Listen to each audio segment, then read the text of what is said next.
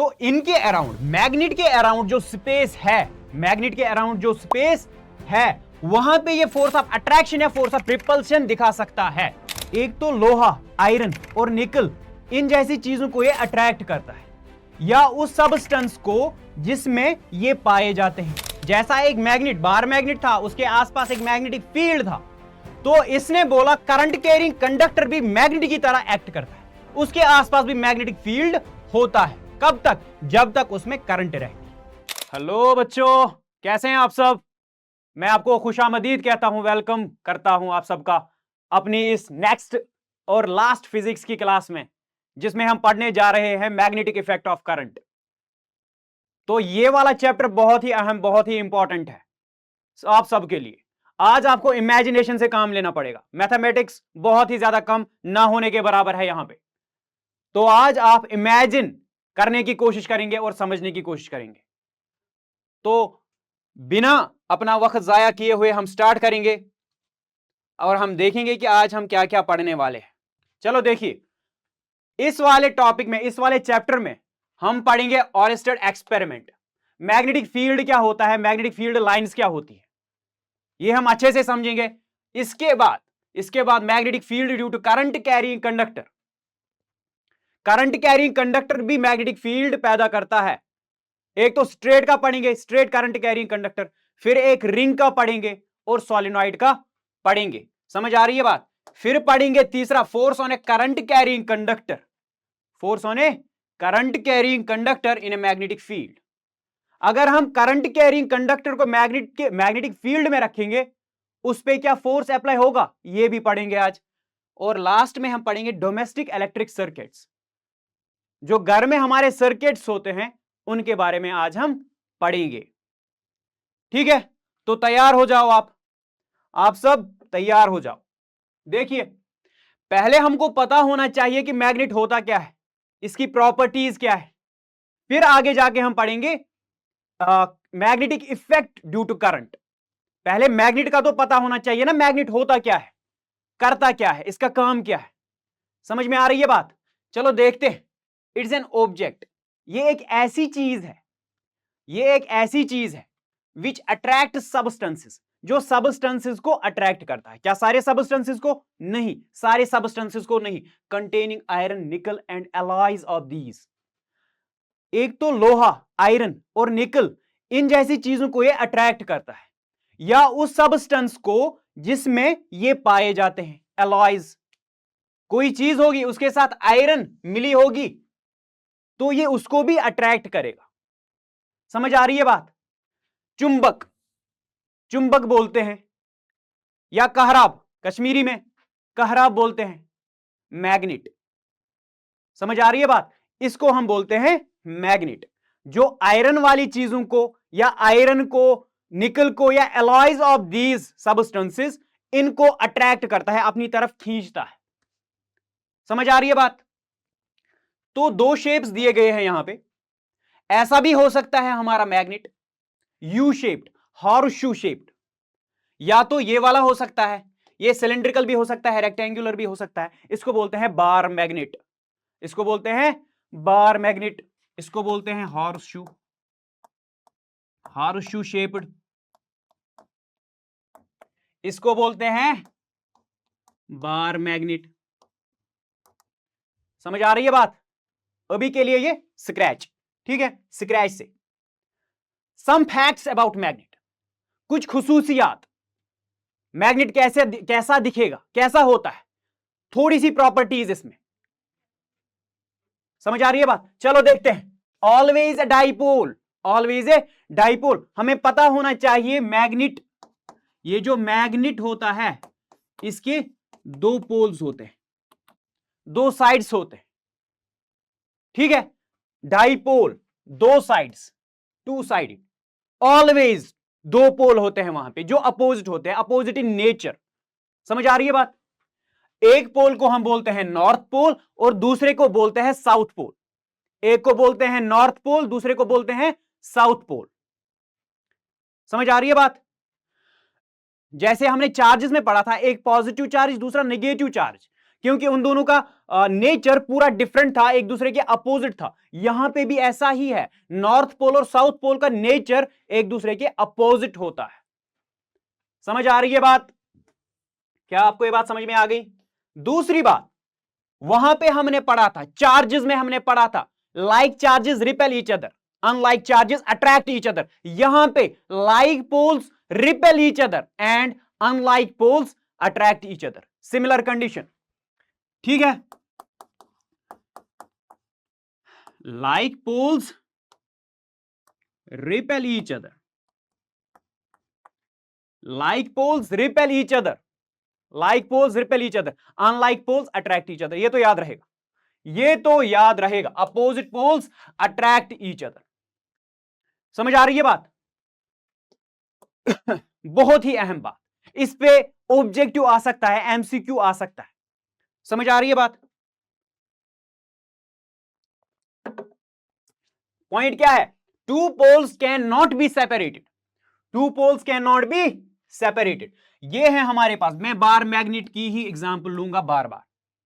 आज मैं ज्यादातर बात बार मैग्नेट की ही करने वाला। एक होता है इसका नॉर्थ पोल, एक होता है साउथ पोल। पॉइंट है हमारा, अगर हम कहीं पे भी मैग्नेट देखेंगे उसके हमेशा दो पोल्स होंगे। समझ आ रही है बात? अगर मैं इस मैग्नेट को तोड़ दूं, मैं हैमर करूं इसको,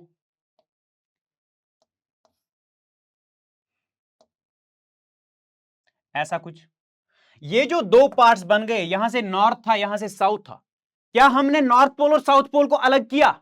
नहीं, ऐसा नहीं हो सकता। जो आपने ये वाला पार्ट, एक हिस्सा इसका लिया, इसका अपना साउथ बन जाएगा, इसका अपना नॉर्थ बन जाएगा। इसका मतलब जितने भी आप पीसेस करोगे एक मैग्नेट के, वहां पे जरूरी जरूरी जरूरी एक नॉर्थ होगा, एक साउथ होगा। अगर आप बहुत ज्यादा नीचे लेवल तक भी जाएंगे, बहुत ही ज्यादा छोटे टुकड़े भी करेंगे, तब भी जाके आप इसको सेपरेट नहीं कर सकते हो। It's always a dipole. ये चार्ज वाला मसला है ही नहीं, ये चार्ज वाला मसला है ही नहीं। एक पॉजिटिव चार्ज है, एक निगेटिव चार्ज है। समझ आ रही है बात? समझ आ रही है बात? तो इस वाले पॉइंट को आप ज़हननशीन कीजिए, ज़हननशीन कीजिए, अपने दिमाग में बिठा लीजिए, ठीक है? चलो आगे चलो। अब आती है बात फील्ड की। जैसा आपने अपने 9th क्लास में पढ़ा होगा, अगर एक पॉजिटिव चार्ज है उसका एक फील्ड होता है, एक एरिया होता है जहां पे वो अपना फोर्स दिखाता है, जहां पे वो अपना इंफ्लुएंस दिखाता है। समझ आ रही है बात? इस चार्ज के आसपास जो भी एरिया था जहां पे अपना इलेक्ट्रिक फोर्स दिखा देता था, उसको हम इलेक्ट्रिक फील्ड बोला करते थे। समझ आ रही है बात? यहां पे क्या है? यहां पे है मैग्नेटिक फील्ड, मैग्नेटिक फील्ड, जो भी बोलो, ठीक है? तो इनके अराउंड, मैग्नेट के अराउंड जो स्पेस है, मैग्नेट के अराउंड जो स्पेस है, वहां पे ये फोर्स ऑफ अट्रैक्शन या फोर्स ऑफ रिपल्शन दिखा सकता है। एक लिमिटेड एरिया होता है जहां पे एक मैग्नेट अपना असर, अपना इंफ्लुएंस दिखा सकता है, अपना फोर्स ऑफ अट्रैक्शन या फोर्स ऑफ रिपल्शन दिखा सकता है, एक्सर्ट कर सकता है। उसको हम फील्ड बोलते हैं, उसको हम फील्ड बोलते हैं। ये मान के चल लो, ये नॉर्थ पोल, ये साउथ पोल, ठीक है? इसके आसपास ये एरिया अगर है जहां पे अगर कोई दूसरा मैग्नेट आया, उस पे ये या तो फोर्स ऑफ अट्रैक्शन लगाएगा या फोर्स ऑफ रिपल्शन लगाएगा, depending on the direction in which it is coming. ये कहां से आ रहा है और कैसे आ रहा है वो भी डिपेंड करता है। फॉर एग्जाम्पल, यहां से और एक मैग्नेट आया, इसका साउथ पोल ये है, ये नॉर्थ पोल है। अगर ये इस फील्ड में आ गया, अगर ये इस फील्ड में आ गया, तो यहां क्या होगा? इसका भी अपना एक फील्ड होगा। जो ही ये एक दूसरे फील्ड में आ गए, एक दूसरे के फील्ड में आ गए, यहां पे क्या होगा? Force of repulsion, like poles repel each other. समझ आ रही है बात? इनका जो फील्ड है, अगर वो एक दूसरे के फील्ड में आ गए, वहीं से फोर्स ऑफ रिपल्शन स्टार्ट हो जाएगा, फील होना स्टार्ट हो जाएगा। समझ आ रही है बात? समझ आ रही है बात? मैग्नेटिक फील्ड इसी को कहते हैं, इसी एरिया को कहते हैं जहां पे अपना इंफ्लुएंस दिखा सकते हैं। Magnetic field is a vector quantity. अभी तक हमने जो पढ़ा था वो सारा स्केलर पढ़ा था, ठीक है, जो जो मैंने बता दिया अभी तक, करंट पढ़ा, चार्ज पढ़ा, वोल्टेज पढ़ा, वो सारा स्केलर क्वांटिटीज थी। यहां पे अब आ गई बात वेक्टर क्वांटिटी की। इसका क्या मतलब, एक मैग्नीट्यूड होगा, एक मैग्नीट्यूड होगा वेक्टर क्वांटिटी, इसका एक मैग्नीट्यूड होगा और एक डायरेक्शन भी होगी। आपके लिए ये डेफिनेशन काफी है, लेकिन अगर किसी को आगे चलना है, उसको पढ़ना है कि ये vector laws of mathematics follow करता है। समझ आ रही है बात? ये vector laws of mathematics follow करता है, ये अलजेब्रिक लॉज फॉलो नहीं करता, इसके लिए अलग से रूल्स है। समझ आ रही है बात? ये थीटा एंगल पे भी डिपेंड करेगा, ठीक है ना, ये एंगल पे भी डिपेंड करेगा। आगे जाके हम थोड़ा सा इस पे गौर करके सोचेंगे, इमेजिन करेंगे। समझ आ रही है बात? यूनिट क्या है इसका, कैसे हम मेजर करेंगे, किस यूनिट में मेजर करेंगे, उसका नाम है टेस्ला। ये देख लो, ये बंदा सबने देखा होगा कहीं ना कहीं, टेस्ला एक साइंटिस्ट था, ठीक है। टेस्ला बहुत बड़ी यूनिट है, टेस्ला बहुत बड़ी यूनिट है, इसकी हम ज्यादातर छोटी वाली यूनिट यूज करते हैं साइंस में। समझ आ रही है बात? छोटा यूनिट क्या है, गॉस। छोटा वाला यूनिट कौन सा है, गॉस। जैसे वहां पे केजीज, और अगर छोटा यूनिट यूज करना है तो ग्राम्स। यहां पे टेस्ला बड़ा वाला यूनिट है और गॉस छोटा वाला यूनिट है। समझ आ रही है बात? समझ आ रही है बात? अब देख लो, ये जो मैग्नेटिक फील्ड है, हम कैसे इसको रिप्रेजेंट करें, हम कैसे इसको दिखाएं, हम कैसे इसको इमेजिन करें, कहां कहां से मैग्नेटिक फील्ड है। तो इसको समझने के लिए यह समझना होगा मैग्नेटिक फील्ड लाइंस या magnetic lines of force, magnetic lines of force.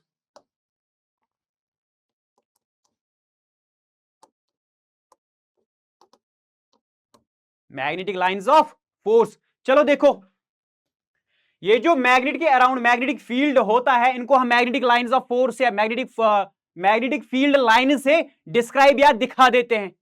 समझ आ रही है बात? These are the curved paths, these are the curved paths. Important point है, इंपॉर्टेंट पॉइंट है, ये कर्व्ड पाथ्स होती है, ये कोई स्ट्रेट लाइंस हमेशा नहीं होती। समझ आ रही है बात? Along the magnetic force is acting on them in the magnetic field of the bar magnet, along which magnetic force is acting on them in the magnetic field of the bar magnet. These lines are called magnetic force, magnetic lines of force. चलो देखो, देखो एक बारी, देखो एक बारी, ये magnetic field lines कहलाती है, यहां पे मैग्नेटिक फील्ड लाइंस कहलाती है। आप पढ़िएगा एक बारी, मैं जल्दी से पढ़ता हूं तो कभी छूट जाता है कोई कोई पॉइंट, लेकिन आप अच्छे से पढ़ लीजिएगा। जो इंपॉर्टेंट है, जहां पे जोर देने की जरूरत है, वहां पे मैं उतना जोर दूंगा इस पे, ठीक है। तो ये देख लो, ये मैग्नेटिक फील्ड लाइंस कहलाती हैं, जिसे हम रिप्रेजेंट करते हैं मैग्नेटिक फील्ड, एक एरिया जहां पे ये अपना असर दिखाता है, अपना फोर्स ऑफ अट्रैक्शन या फोर्स ऑफ रिपल्शन दिखा देता है। ये हम क्या देख रहे हैं, ये नॉर्थ पोल है और ये साउथ पोल है। ये लाइंस नॉर्थ से निकल रही है साउथ की ओर, साउथ में बंद हो रही है, ये यहां पे खत्म नहीं हो रही है, ये यहां पे खत्म नहीं हो रही है। ये तो कर्व्ड है, ये आपको दिख रहा होगा, कर्व्ड पाथ्स है, कर्व्ड पाथ्स है। अंदर से ये साउथ से नॉर्थ की ओर जा रही है, साउथ से नॉर्थ की ओर जा रही है। ये याद रख लेना आप, ये कंटिन्यूअस कर्व्ड पाथ्स है, कंटिन्यूअस कर्व्ड पाथ्स है, कंटिन्यूअस कर्व्ड पाथ्स। ये जो मैग्नेटिक फील्ड लाइंस है, एक तो एक कर्व्ड है, समझ आ रही है बात, कर्व्ड है, ठीक है। और क्या है,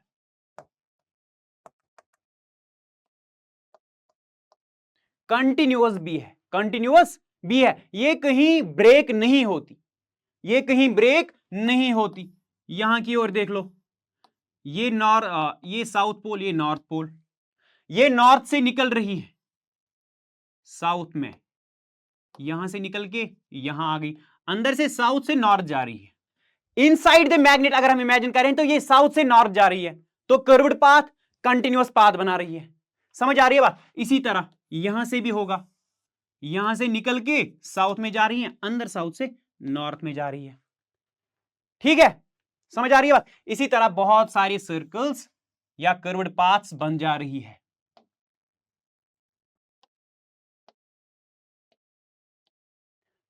ये एक बार मैग्नेट की एग्जांपल दी मैंने यहां पे।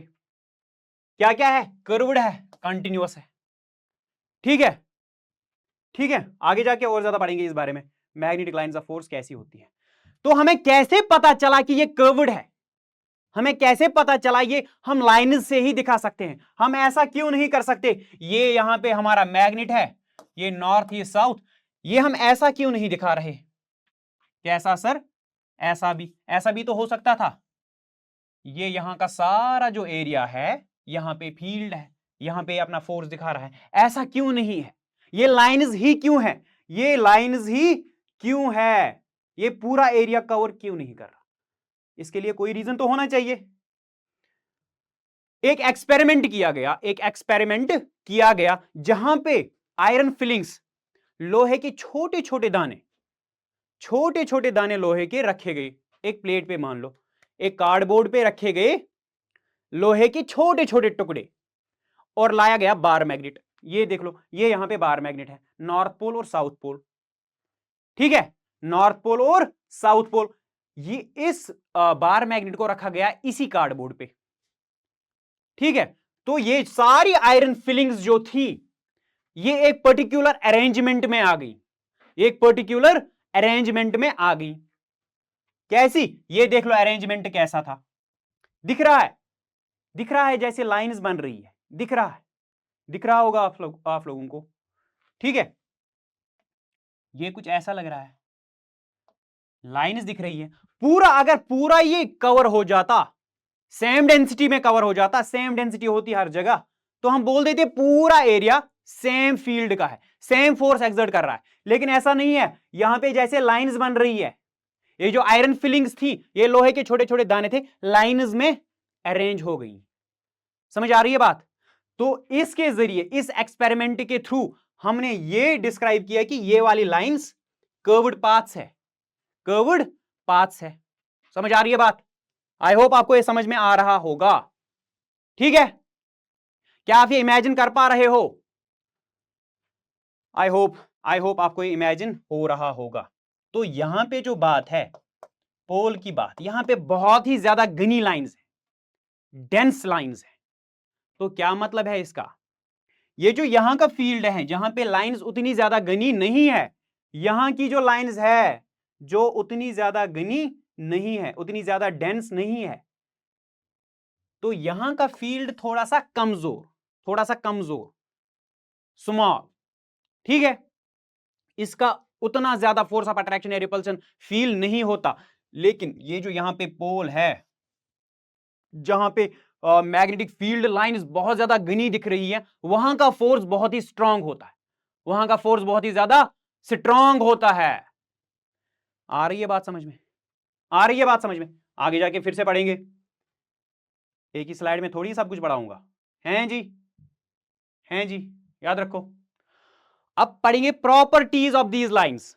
इसमें सारा कुछ फिर से आ जाएगा, इसमें सारा कुछ फिर से आ जाएगा। क्या आ जाएगा? ध्यान से। Magnetic field line is a closed end continuous curve, जो मैंने ऑलरेडी बता दिया आपको। इसमें कोई भी ब्रेक नहीं होता, इसमें कोई भी ब्रेक। जो बाहर वाली दुनिया है, वहां से लगता है नॉर्थ से आके साउथ में जा रहा है, अंदर वाली दुनिया में मैग्नेट के इनसाइड ये साउथ से नॉर्थ जा रहा है। इसका क्या मतलब है? कंटिन्यूअस पाथ है, ये कट नहीं हो रही है। पहला पॉइंट समझ में आ गया। ये क्वेश्चन आ सकता है, describe properties of the magnetic field lines, आ सकता है ये क्वेश्चन, और बड़ा अच्छा क्वेश्चन है, ये पता होना चाहिए हर एक स्टूडेंट को। ठीक है, तो पहली वाली जो प्रॉपर्टी है, वो magnetic field line is a closed end curved path, curved continuous path. The magnetic field line is never intersect. सबसे ज्यादा इंपॉर्टेंट पॉइंट, ये तो लिखते हैं बच्चे, लेकिन उनको रीजन नहीं पता होता, रीजन पता नहीं होता। सुन लो एक बारी, मैग्नेटिक फील्ड लाइंस, ये साउथ ये नॉर्थ, ये देख लो यहां से आ रही है, यहां से आ रही है, अंदर से यहां जा रही है। समझ आ रही है बात? ऐसा ही है कर्व्ड कंटिन्यूअस पाथ, पहली वाली प्रॉपर्टी। दूसरी प्रॉपर्टी, दूसरी प्रॉपर्टी यहां चली गई, इन दोनों ने एक दूसरे को इंटरसेक्ट क्यों नहीं किया? ये नहीं करती। ये दूसरी प्रॉपर्टी है कि ये इंटरसेक्ट नहीं हो रही है, ये इंटरसेक्ट नहीं हो रही है। मैंने क्या बता दिया? ये जो मैग्नेटिक फील्ड है, ये जो मैग्नेटिक फील्ड है, याद रखना इसको हम बी से डिनोट करते हैं। अगर मैंने कहीं पे बी लिख दिया तो समझ लेना मैग्नेटिक फील्ड लिख रहा है। समझ आ रही है बात? ये जो मैग्नेटिक फील्ड है, ये मैंने बता दिया आपको, ये वेक्टर क्वांटिटी है, ये vector laws of mathematics follow करेगा। अगर हमें कर्व्ड पाथ में, याद रख लेना, अगर हमें कर्व्ड पाथ है कोई और हमें एक पॉइंट पे, किसी भी पॉइंट पे, यहां यहां यहां किसी भी पॉइंट पे इसकी डायरेक्शन देखनी है, इसकी एक पार्टिकल में मान जाता हूं एक पाथ पे है, इसकी डायरेक्शन देखनी है। हम कैसे देखते हैं? टेंजेंट से। हम टेंजेंट से, चलो टेंजेंट उतना अच्छा नहीं गया, एक जगह पे ही टच करेगा, आप समझ लेना ये टेंजेंट है, ठीक है? जो सर्कल या कर्व्ड पाथ को एक पॉइंट पे टच कर रहा है, वहां पे ये देगा direction of this point, direction of this body. समझ आ रही है बात? डायरेक्शन देखने के लिए हमको टेंजेंट डालना पड़ेगा, वो हमको देगा डायरेक्शन। ये जो वेक्टर फील्ड्स होते हैं या वेक्टर क्वांटिटीज होती हैं, इनका मैग्नीट्यूड होता है और डायरेक्शन होती है, पर्टिकुलर डायरेक्शन होती है। अगर फॉर एग्जांपल अब मैं मान के चल लूं, अगर मैं अब मान के चल लूं ये मैग्नेटिक फील्ड लाइन है, मैग्नेटिक फील्ड लाइन है, ये वेक्टर फील्ड है, और इसको दूसरी वेक्टर फील्ड लाइन ने इंटरसेक्ट किया, दूसरी लाइन ने इसको इंटरसेक्ट किया। अब ये एक पॉइंट पे मीट कर रही है दोनों, डायरेक्शन पर्टिकुलर होनी चाहिए, डायरेक्शन एक ही होनी चाहिए, लेकिन क्या हो रहा है यहां पे? क्या हो रहा है? ये जो इस वाले कर्व पे पॉइंट आ रहा है, दोनों कर्व्स पे एक ही पॉइंट है, इस वाले कर्व पे यहां की ओर डायरेक्शन दिखाएगा, यहां की ओर डायरेक्शन, लेकिन ये जो ये वाला कर्व है यहां की ओर डायरेक्शन देगा। तो दो टेंजेंट्स बन रहे हैं एक ही पॉइंट पे, एक ही पॉइंट पे दो डायरेक्शंस मुमकिन नहीं है वेक्टर्स में। क्या आपको ये बात समझ में आ गई? क्या आपको ये बात समझ में आ रही है? हैं जी? समझ में आ रही है क्या ये बात? तो इसका मतलब ये सीन क्रिएट नहीं होना चाहिए, या नहीं होता कभी भी वेक्टर फील्ड्स में, ऐसा होता ही नहीं। क्योंकि अगर ऐसा होगा, अगर आपको रीजन बोल रहा है कि क्यों नहीं हो रहा, तो बोल देना इस वाले पॉइंट पे हम जो दो टेंजेंट्स डालते हैं, तो इसका मतलब एक ही पॉइंट पे दो डायरेक्शंस होंगी मैग्नेटिक फील्ड की, जो पॉसिबल नहीं है, which is not possible, which is not possible. I hope आपको ये अंडरस्टैंड हुआ होगा, आई होप। मेरे खंड मीठे भाइयों, समझ में आ रही है बात? समझ में आ रही है बात? डोडा वालों, गुरेज वालों, समझ में आ रही है बात? क्या आपको ये पॉइंट समझ में आ गया? लिख दो कमेंट बॉक्स में, अगर कोई डाउट है पूछ लेना एक बारी। आपकी हर बात सुनी जाती है, मानी जाती है। समझ में आ रही है बात? समझ में आ रही है बात? Because if they do so, there would be two directions of the magnetic field at that point, which is not possible. वही वाली बात जो मैंने आपको पहले ही समझा दी है। अगर आपको इंग्लिश अंग्रेजी में लिखनी है तो ऐसे लिखना, ठीक है? ये रट्टा मार लेना, लेकिन जो समझ में आना चाहिए था आपको पहले समझ में आना चाहिए, आपको कॉन्सेप्ट क्लियर होना चाहिए, बस हमारा यही पॉइंट है, ठीक है? In case of field lines are parallel, in case the field lines are parallel and equidistant, ये वाला पॉइंट फिर से याद रख लेना, फिर से याद रख लेना। इसको मैं ऐसे दिखाता हूं, in case the field lines are parallel and equidistant, parallel and equidistant. अगर ये फील्ड लाइंस पैरेलल होंगी और इक्विडिस्टेंट होंगी, क्या मतलब? पैरेलल एंड इक्विडिस्टेंट, ये जो डिस्टेंस है इसके बराबर होगी, और अगर और ज्यादा फील्ड लाइंस है, ये सेम डिस्टेंस इक्विडिस्टेंट होनी चाहिए।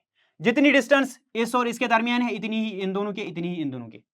समझ में आ रही है बात? इक्विडिस्टेंट हो और पैरेलल हो तब क्या होता है? These represent uniform magnetic field. इस वाले केस में जहां पे मैग्नेटिक फील्ड लाइंस पैरेलल होंगी, इक्विडिस्टेंट होंगी, वहां पे क्या होता है? Uniform magnetic field. Uniform magnetic field क्या मतलब? इस वाले फील्ड में जहां पे भी आप देखेंगे, इस वाले पॉइंट पे जो भी ये डॉट्स है वहां पे सेम मैग्नेटिक फील्ड होगा, यूनिफॉर्म मैग्नेटिक फील्ड होगा। समझ आ रही है बात? क्या आपको ये बात समझ में आ रही है? तो यही मेरा पॉइंट था, यहां पे याद रख लेना एक बारी। इस पे भी ऑब्जेक्टिव आ जाता है, 1 मार्क्स का, 2 मार्क्स का, जो मर्जी जेके बोस वाला की, ठीक है, लेकिन आपको पता होना चाहिए, आपको ये कॉन्सेप्ट होना चाहिए। समझ में आ रही है बात? और एक पॉइंट लिखा हुआ है यहां पे वही वाली बात जो मैंने ऑलरेडी आपसे डिस्कस की हुई है। क्या है ये पॉइंट? प्रॉपर्टीज में ये भी है, ये जो यहां से नॉर्थ पोल है, यहां से साउथ पोल है, ये जो आउटसाइड वर्ल्ड है मैग्नेट का, बार मैग्नेट का आउटसाइड वर्ल्ड जो है, वहां से हमें दिखता है नॉर्थ पोल से लाइंस निकल रही है और साउथ पोल की ओर जा रही है। लेकिन अंदर वाली जो दुनिया है मैग्नेट की, वहां से क्या होता है? वहां से ये होता है, साउथ से नॉर्थ चली जाती है, ठीक है, साउथ से नॉर्थ चली जाती है।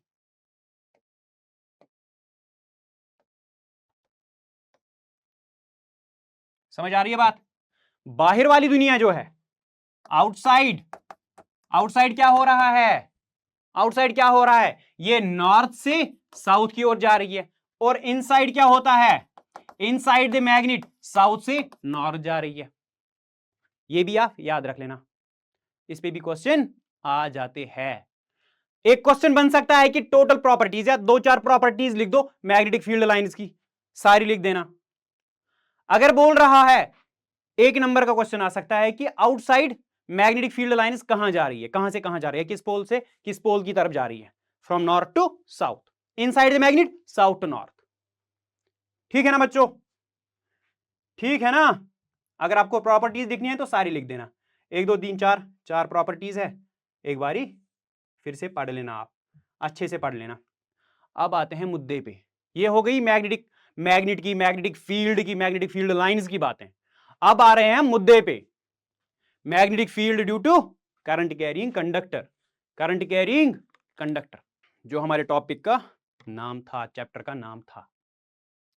ठीक है, इसी में हम पढ़ने जा रहे हैं ओरेस्टेड साहब के बारे में, हैंस ओरेस्टेड भी एक साइंटिस्ट था। आप भी बन लेना एक बारी, सोच लेना हम भी साइंटिस्ट है। ठीक है, इसने क्या बोला? इसने ये बोला, जब भी एक करंट कैरिंग कंडक्टर होता है, इसके आसपास एक मैग्नेटिक फील्ड प्रोड्यूस होता है। एक बारी सुन लो, ओरेस्टेड साहब ने क्या कहा? अगर एक कंडक्टर के थ्रू करंट जा रही है, वो मैग्नेटिक फील्ड भी प्रोड्यूस करता है, कर देता है। जैसा एक बार मैग्नेट था, उसके आसपास एक मैग्नेटिक फील्ड था, तो इसने बोला करंट कैरिंग कंडक्टर भी मैग्नेट की तरह एक्ट करता है, उसके आसपास भी मैग्नेटिक फील्ड होता है। कब तक? जब तक उसमें करंट रहती है। कैसे कहा? ना यो सब बेस्तर में श्रृंगित पातविनी ने कहा नहीं भाई साहब, ये लैब में था, एक्सपेरिमेंट कर रहा था। समझ आ रही है बात? चलो देख लो, इसने एक एक्सपेरिमेंट किया था। कौन सा एक्सपेरिमेंट? ये देख लो, ये है करंट कैरिंग कंडक्टर, इसकी मान लो डायरेक्शन ऑफ करंट नीचे से ऊपर है, करंट यहां से यहां जा रही है, ऐसे मान के चल लो। ये मैंने वोल्टेज सोर्स लगा दिया, तो करंट जा रही है नीचे से ऊपर। इसने क्या किया? इसने लाई मैग्नेटिक नीडल, ये मान के चल लो, ये यहां पे थी मैग्नेटिक नीडल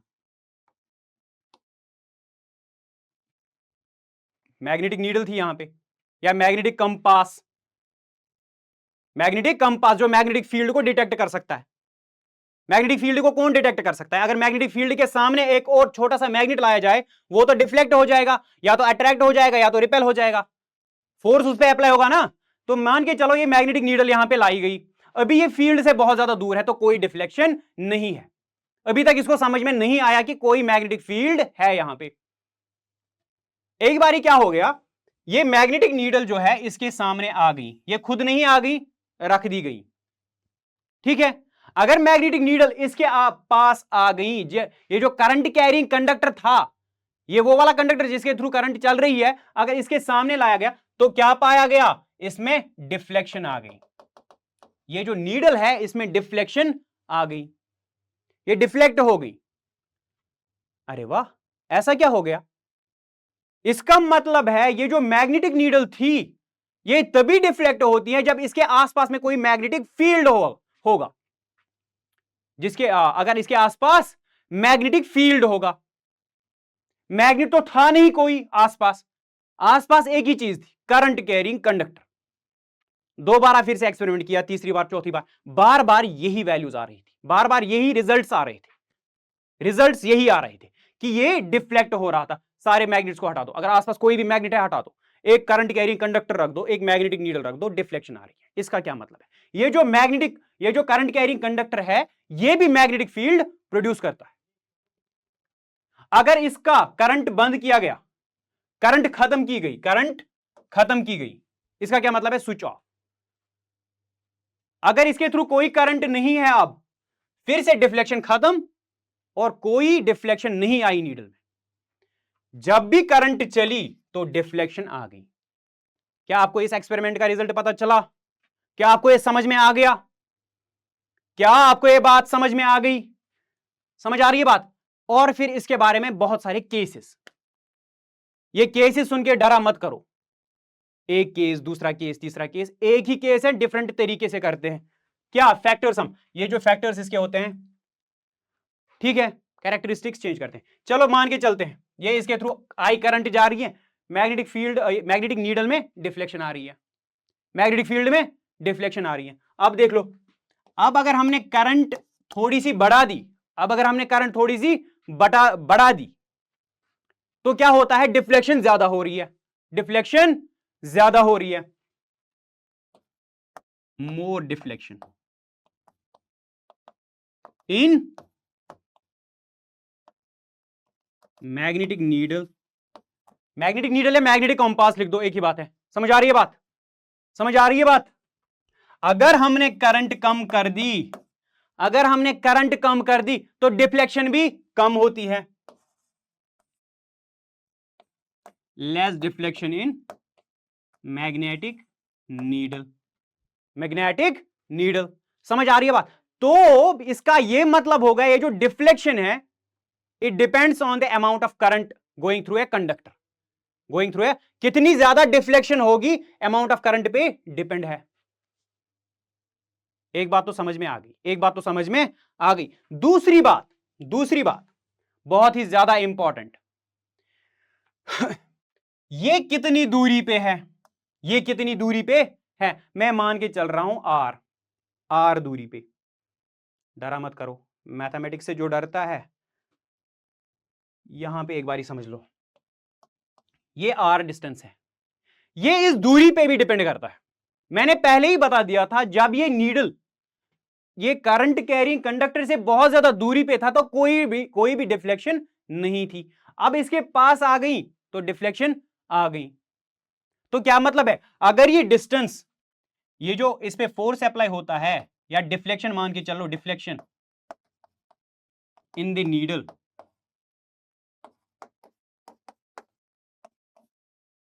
अगर आर बढ़ रहा है, अगर डिस्टेंस बढ़ रही है, यहां पे मान लो डिस्टेंस बहुत ज्यादा है करंट कैरिंग कंडक्टर से, तो डिफ्लेक्शन बहुत ज्यादा कम थी, आर ज्यादा था, डिफ्लेक्शन कम थी।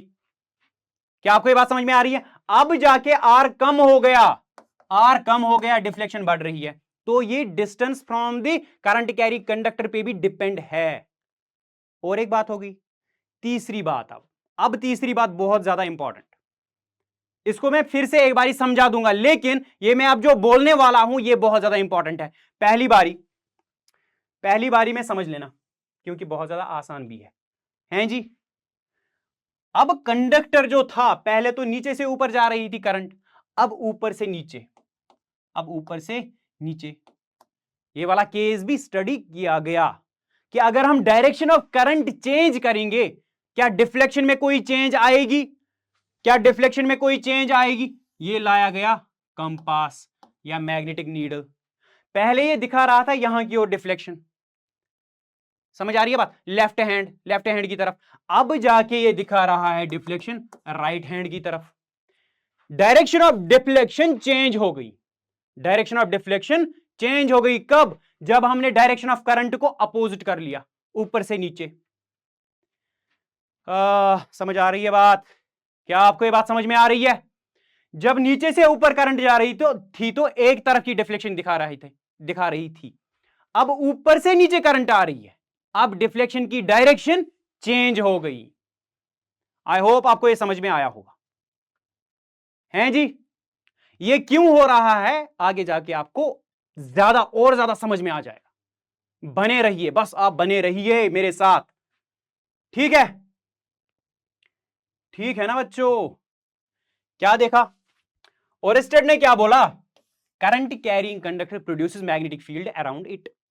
इसने यही बात बोली कि ये जो करंट कैरिंग कंडक्टर है ये अपने आसपास मैग्नेटिक फील्ड प्रोड्यूस करता है, जो आपको ऑलरेडी अब पता है।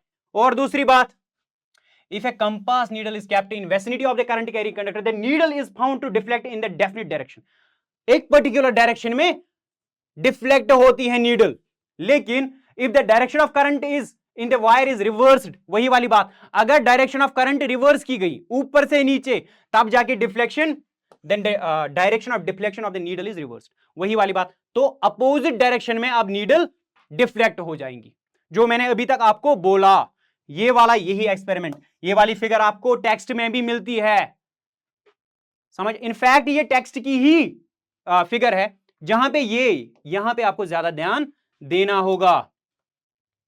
ये देख लो, अगर ऊपर से नीचे करंट आ रही है, ऊपर से नीचे करंट आ रही है, तो नॉर्थ पोल इस साइड में है और साउथ पोल, यहां पे डायरेक्शन ऑफ करंट चेंज हो रही है, तो इस बारी साउथ पोल इस साइड में है। ये हमने कैसे बोल दिया कि यहां से नॉर्थ पोल है और यहां से यहां पे साउथ पोल है?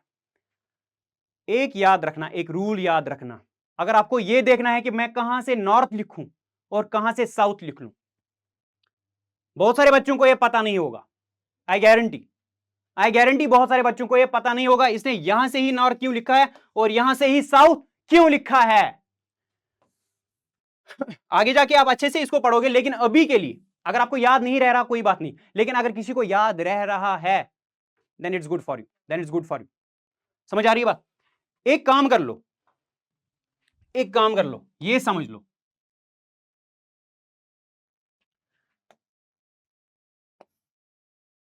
समझ लो, एक रिवर है या एक नदी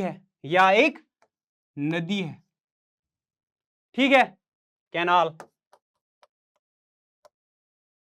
एक नदी है, ठीक है? तो इसमें वाटर फ्लो हो रहा है in the direction of from this to this, left to right. समझ आ रही है बात? इसमें पानी जा रहा है, अब इसको इमेजिन कर लो ऐसे, कि ये करंट जा रही है in the direction of this, यहां पे मैं और एक चीज बना रहा हूं, सेम टू सेम, ये मान के चल लो ये करंट जा रही है एक कंडक्टर के थ्रू, सेम है ना? वाटर फ्लो और करंट फ्लो सेम है, ठीक है? अब समझना यह है, आप में से एक बच्चा, लड़का, जो भी है, एक बंदा इसमें तैरने गया,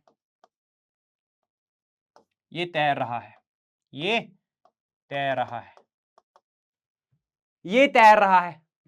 इन द डायरेक्शन ऑफ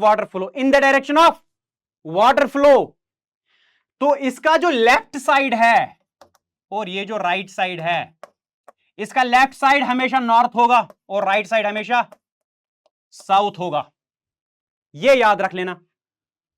इसमें जो बच्चा तैर रहा है उसका लेफ्ट हैंड साइड नॉर्थ होगा, राइट हैंड साइड साउथ होगा, ये वाला रूल याद रखना, स्विमिंग रूल, हैं जी? समझ में आया कुछ?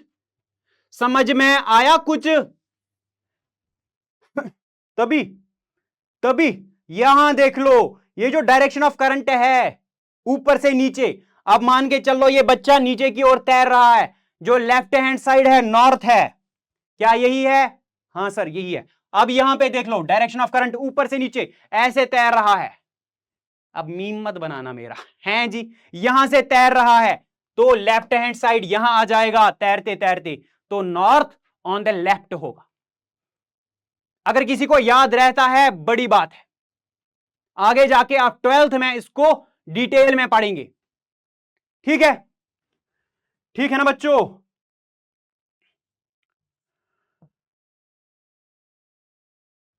अब ये इमेजिन कर लो, अब क्या लिखा है यहां पे, magnetic field due to current through a straight conductor. एक स्ट्रेट कंडक्टर है, उसका मैग्नेटिक फील्ड पढ़ना है। अब अभी तक हमने कोई मैथमेटिक्स नहीं किया है, ना ही यहां पे है, मैथमेटिक्स का नामो निशान नहीं है इस चैप्टर में, कोई न्यूमेरिकल नहीं आती, बस आपको समझना होगा, इमेजिन करना होगा क्या हो रहा है।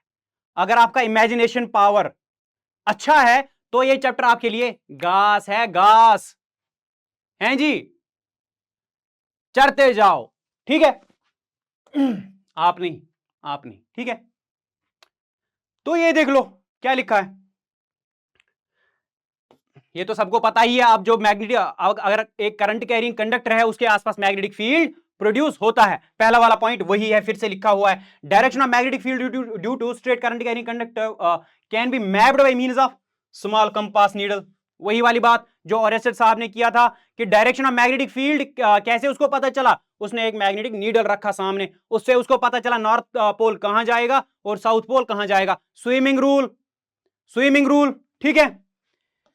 बोल रहा है if the current increases the deflection also increases.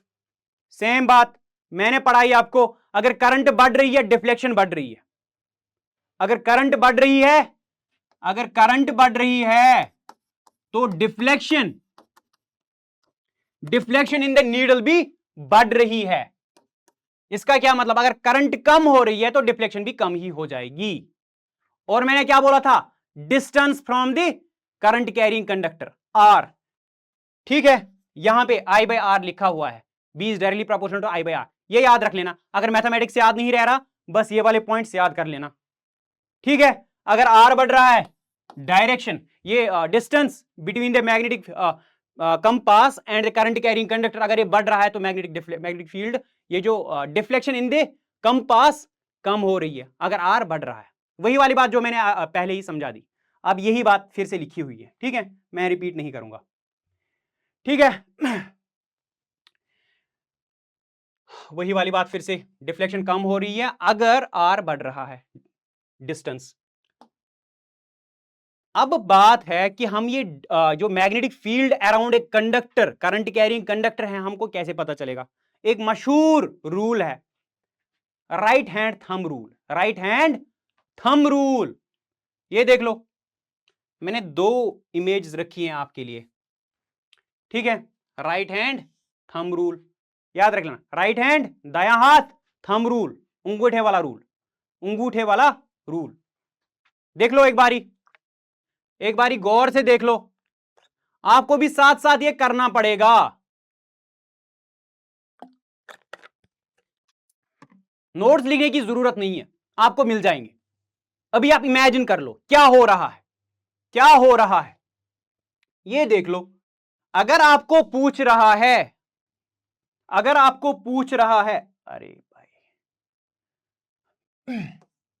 ये एक करंट कैरिंग कंडक्टर है, अगर आपको पूछ रहा है, यहां पे देख लो इस वाले पॉइंट पे, पॉइंट P है फॉर एग्जांपल, यहां पे मुझे बोलो डायरेक्शन ऑफ मैग्नेटिक फील्ड क्या है, डायरेक्शन ऑफ मैग्नेटिक फील्ड कैसी है, कैसे पता चलेगा।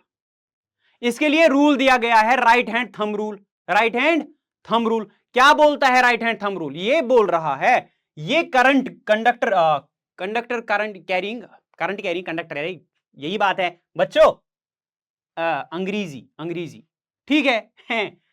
ये जो कंडक्टर है इसको दाईं हाथ में पकड़ के रखो, दाईं हाथ में पकड़ के रखो, और ये जो अंगूठा है, और ये अंगूठा जो है ये इन द डायरेक्शन ऑफ करंट होना चाहिए, इन द डायरेक्शन ऑफ करंट। ये देख लो, ये रहा, ये कंडक्ट डायरेक्शन ऑफ करंट दे रहा है, और ये हमने पकड़ के रखा। एक मिनट,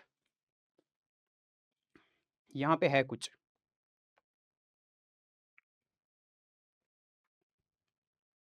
ये चार्जर है, ठीक है, एडाप्टर है, मोबाइल फोन का चार्जर है, ठीक है, सबके पास होगा।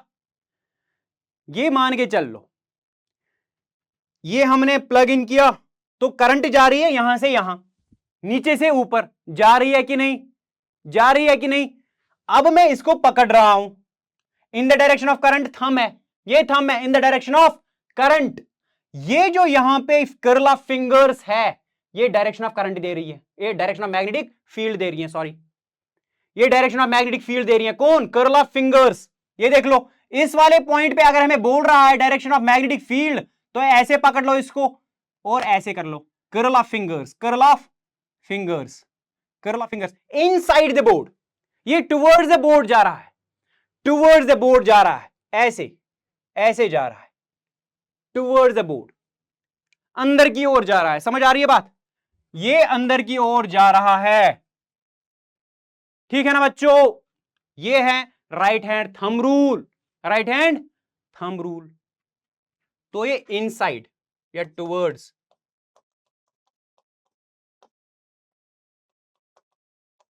टुवर्ड्स द बोर्ड जा रही है लाइंस, मैग्नेटिक फील्ड अंदर की ओर जा रहा है,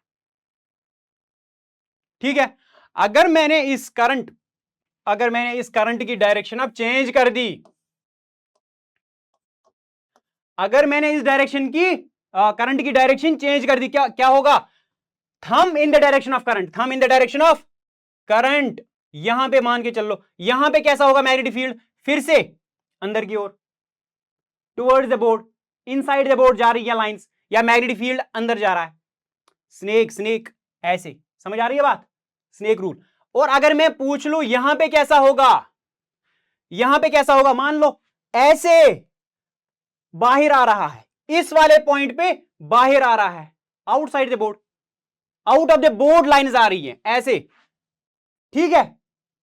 अरे इतना टेढ़ा भी नहीं हो सकता, फिर गिर जाऊंगा, हैं जी? आउटसाइड, इस वाले पॉइंट पे इनसाइड, इस वाले पे आउटसाइड। तो इसका मतलब ये हो गया, अगर मैं ये एक कार्डबोर्ड ले लूं, इसके थ्रू एक कंडक्टर को ले जाऊं, ठीक है, ये है मेरी करंट, ऊपर से नीचे आ रही है, ऊपर से नीचे आ रही है। तो इसका जो मैग्नेटिक फील्ड है, इसका जो मैग्नेटिक फील्ड है कैसे होगा? ऐसे, क्या ऐसे ही होगा? यहां से बाहर आ रहा है, इस वाले पॉइंट पे P डैश, P डैश की तरफ बाहर आ रहा है, इसको प्लेन मान लो ना, परपेंडिकुलर प्लेन, ठीक है। कार्डबोर्ड मैंने रखा है यहां पे, ये जो इस वाले पॉइंट पे मैग्नेटिक फील्ड है बाहर आ रहा है, बाहर आ रहा है, यहां से एरो से पता चल रहा होगा। ये जो ये वाला था P पॉइंट, यहां से इनसाइड द बोर्ड जा रहा है, इनसाइड द बोर्ड जा रहा है। आई होप आपको ये समझ में आ रहा होगा, जबकि मेरी ड्राइंग उतनी अच्छी नहीं है, फिर भी मैं कोशिश कर रहा हूं आपको समझाने के लिए, ठीक है। क्या आप इमेजिन कर पा रहे हो? कमेंट बॉक्स में लिख दो, क्या आप इमेजिन कर पा रहे हो? हैं जी बच्चों, हैं जी बच्चों? चलो चलो चलो चलो चलो चलो, स्ट्रेट करंट का, स्ट्रेट कंडक्टर का यही वाला सीन है। ये देख लो, ये देख लो, ये देख लो, करंट कैरिंग कंडक्टर है, करंट ऊपर जा रही है, ये कर्ल ऑफ फिंगर्स है, मैग्नेटिक फील्ड दिखाती है, कर्ल ऑफ फिंगर्स हमें मैग्नेटिक फील्ड दिखा रही है। अगर आपको बता रहा है describe right hand thumb rule, तो यही लिखना है ना। जब हमने इसमें हम एक कंडक्टर को, करंट कैरिंग कंडक्टर को हाथ में लेते हैं और थंब होता है in the direction of current, ये जो कर्ल ऑफ फिंगर्स है ये हमको दिखाता है magnetic field, direction of magnetic field. समझ आ रही है बात? ये रिंग्स बनाता है, एक्चुअल में रिंग्स होती हैं ये मैग्नेटिक फील्ड, हाँ, करंट कैरिंग कंडक्टर के थ्रू, ठीक है।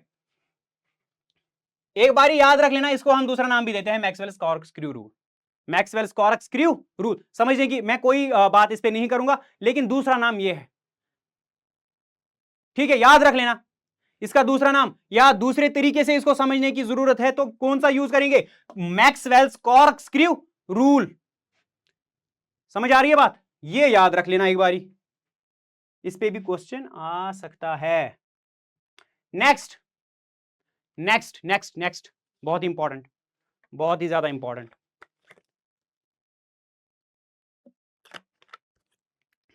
यहां पे ऐसा लगता है बहुत सारे बच्चे इसको इमेजिन नहीं कर पाते, बाकी सारा तो कहीं ना कहीं इमेजिन कर पाते हैं, लेकिन यहां पे फंस जाते हैं।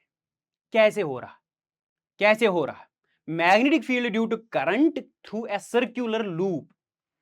ये एक रिंग है, ये जो स्ट्रेट कंडक्टर था इसको एक रिंग बना लो, इसको एक रिंग बना लो। अब बताओ मैग्नेटिक फील्ड कैसा है? ठीक है, इसको समझने की जरूरत है, इसको समझने की जरूरत है। फिर से एक बारी फिर से समझ लो।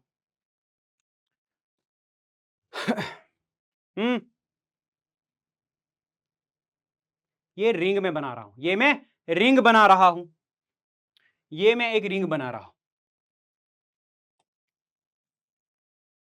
अच्छा नहीं बना, अच्छा नहीं बना, इमेजिन कर लेना एक बारी। ठीक है,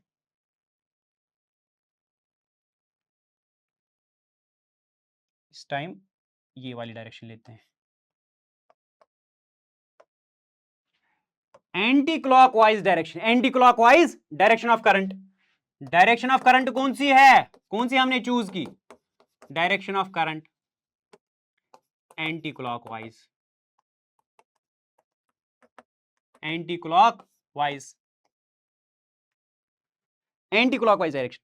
क्या हम वही वाला रूल यूज कर सकते हैं? देख लो एक बारी, हमने कहा था एक कंडक्टर का राइट हैंड थंब रूल से हमें पता चलता है कि मैग्नेटिक फील्ड की डायरेक्शन कौन सी है। यह है अब हमारा रिंग, इसको समझने की जरूरत है। यह है हमारा रिंग, इसमें direction of current anti clockwise है। समझ आ रही है बात? एंटी क्लॉकवाइज, जो क्लॉक होता है घर में घड़ी होती है, उसकी डायरेक्शन कहां से चलती है? ऐसे तो नहीं चलती ना, ऐसे चलती है। ये हो गया क्लॉकवाइज, ये हो गया एंटी क्लॉकवाइज, रिवर्स। समझ आ रही है बात? हमें लेनी है in the direction of current, हमें क्या लेना है? अपना थंब। और ये जो कर्ल है ये हमें क्या देगा? Magnetic field, direction of magnetic field. अब देख लो, ये है डायरेक्शन ऑफ करंट, यही है ना, इन द डायरेक्शन ऑफ थंब। तो ये जो कर्ल ऑफ फिंगर्स है ये हमें देगा मैग्नेटिक फील्ड की डायरेक्शन। तो यहां पे जो magnetic field of magnetic field direction है, ये जो इसके आसपास रिंग्स बन रहे हैं, इसके आसपास जो मैग्नेटिक फील्ड है, अरे इसके आसपास जो मैग्नेटिक फील्ड है बाहर की ओर आ रहे हैं, बाहर की ओर आ रहे हैं, मैग्नेटिक फील्ड बाहर की ओर आ रहा है। समझ में आ रही है बात? समझ में आ रही है बात? बाहर की ओर आ रहा है मैग्नेटिक फील्ड।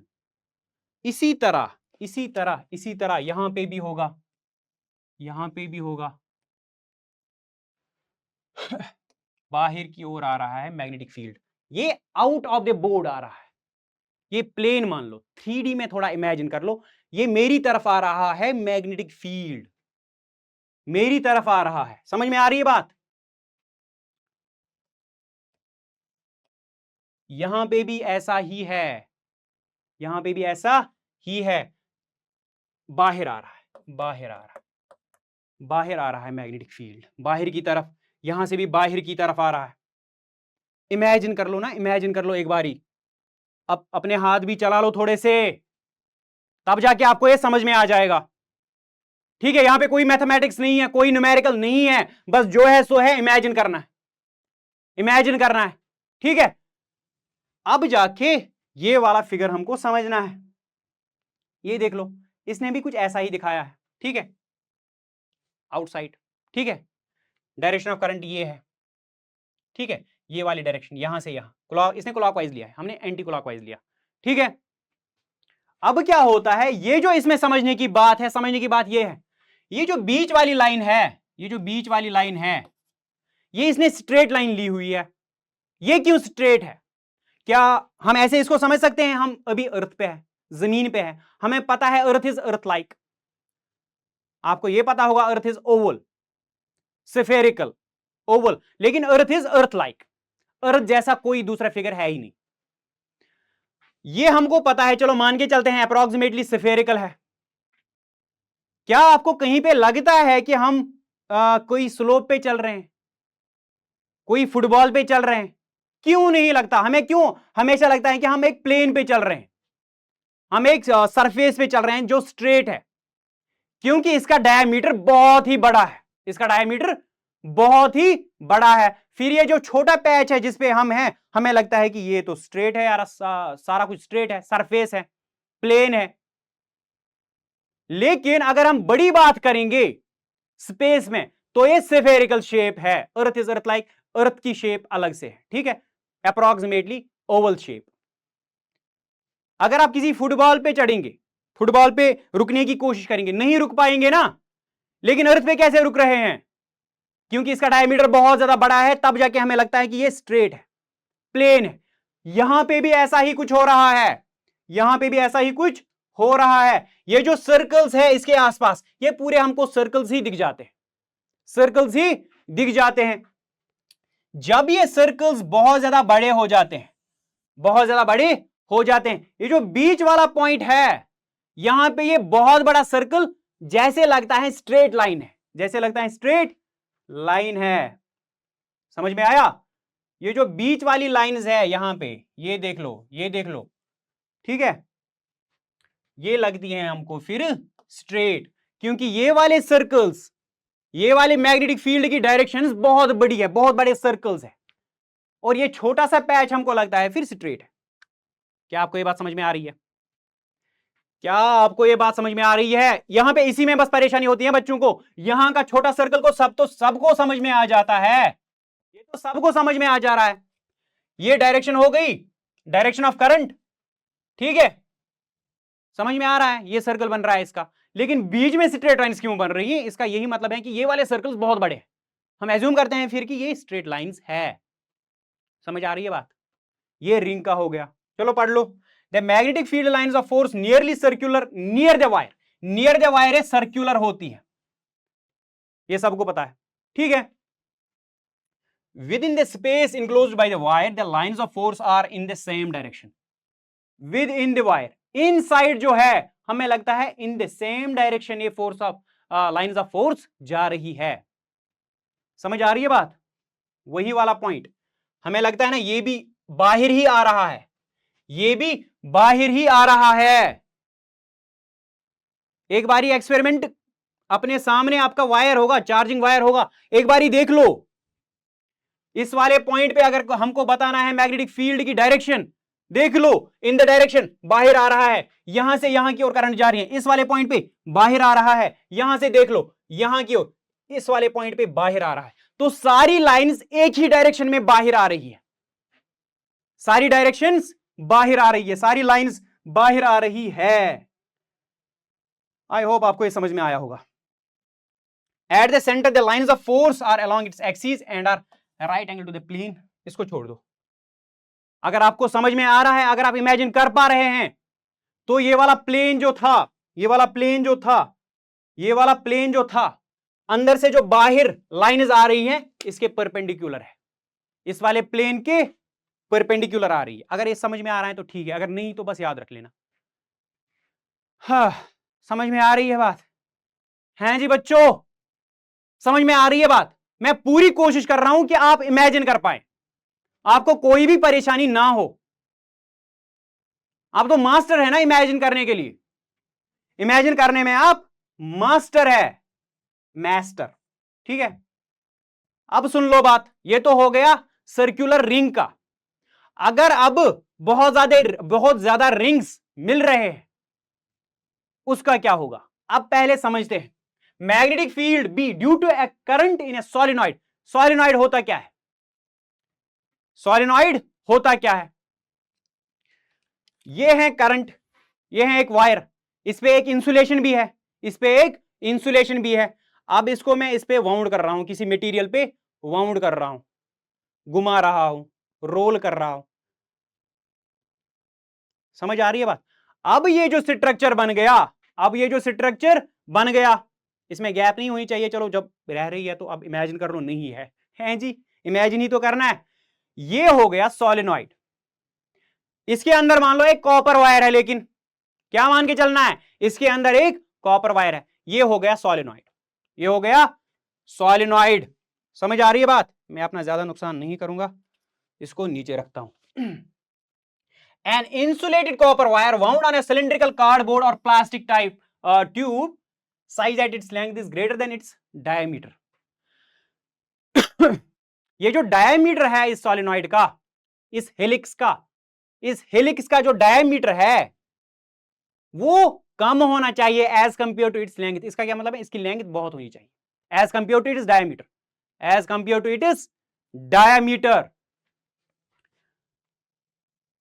इसी को हम सॉलिनॉइड बोलते हैं, इसी को हम सॉलिनॉइड बोलते हैं। वही वाली बात जो मैंने अपनी उंगली पे ये वायर वाउंड की, हेलिक्स बना दिया, ठीक है, उसकी लेंथ थी ज्यादा as compare to its diameter, इसको हम बोलते हैं सॉलिनॉइड, इसको हम बोलते हैं सॉलिनॉइड। अब हमें पढ़ना क्या है, ये जो मैग्नेटिक फील्ड है, अगर हम इस सॉलिनॉइड के थ्रू करंट चलाएंगे, इसका मैग्नेटिक फील्ड कैसा होगा उस बारे में पढ़ना है, उस बारे में पढ़ना है, याद था ना, है याद था ना,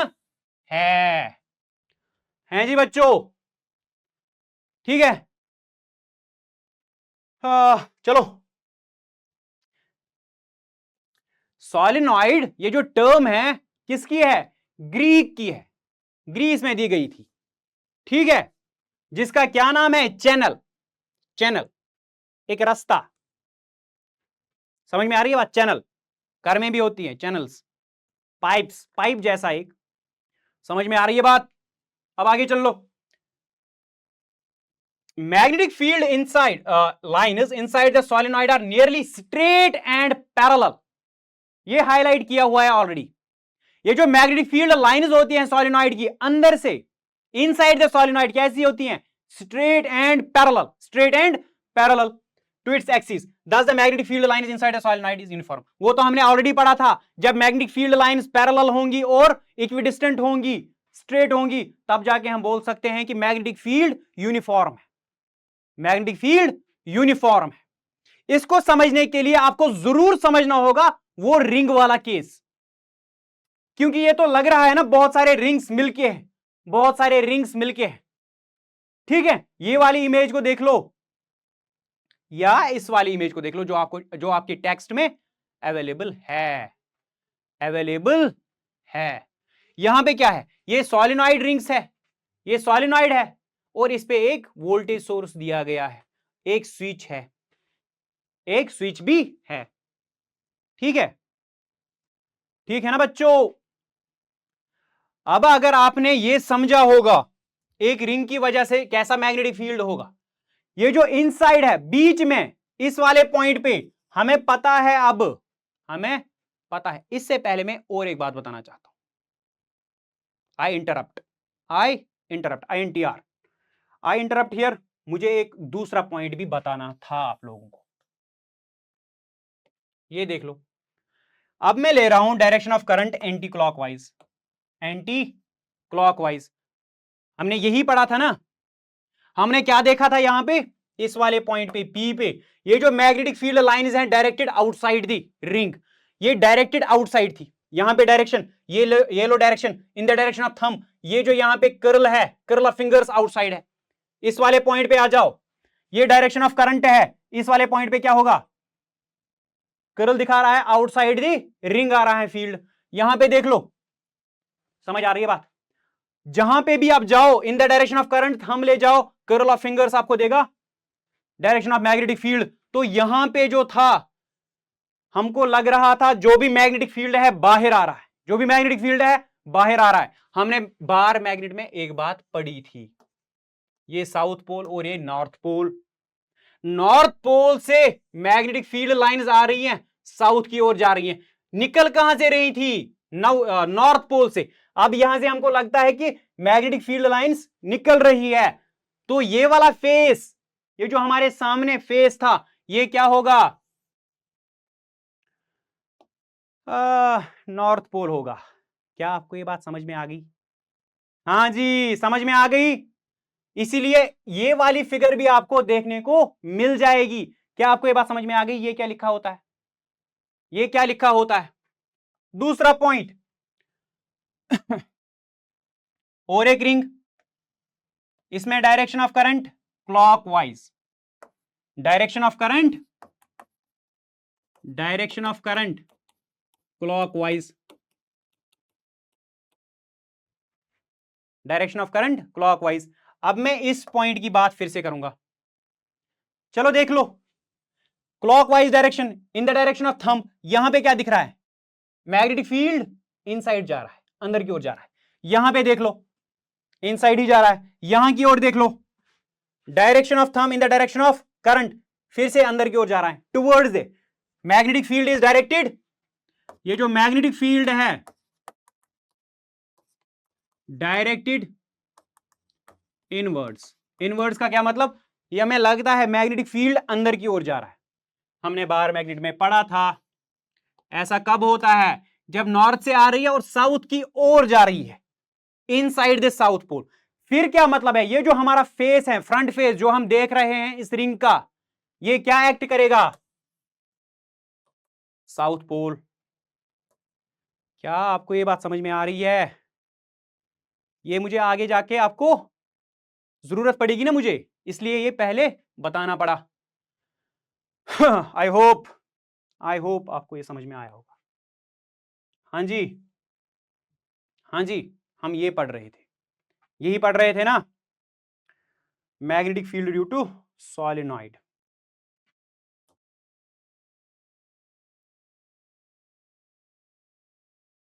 ठीक है, ठीक है ना बच्चों।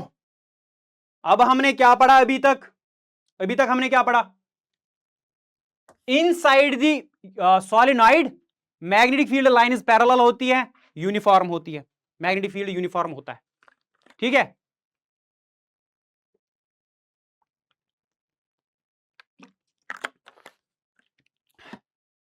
ठीक है, तो यहां पे देख लो, डायरेक्शन ऑफ करंट जो है, डायरेक्शन ऑफ करंट जो है वो यहां से दी गई है, इस वाली फिगर में, इस वाली फिगर में। ये वोल्टेज सोर्स है, ये छोटा वाला, ये नेगेटिव, ये positive. Direction of current is always from positive side of the battery. ठीक है, तो ये डायरेक्शन ऑफ करंट दी जा रही है, डायरेक्शन ऑफ करंट दी जा रही है। इसका क्या मतलब है, एंटी क्लॉकवाइज, ये नॉर्थ होगा। अब ऐसे समझ में नहीं आएगा, आपको इमेजिन करना पड़ेगा फिर से, आपको इमेजिन करना पड़ेगा फिर से। अगर आपको इस सॉलिनॉइड की तरफ देखना है, ये सॉलिनॉइड है,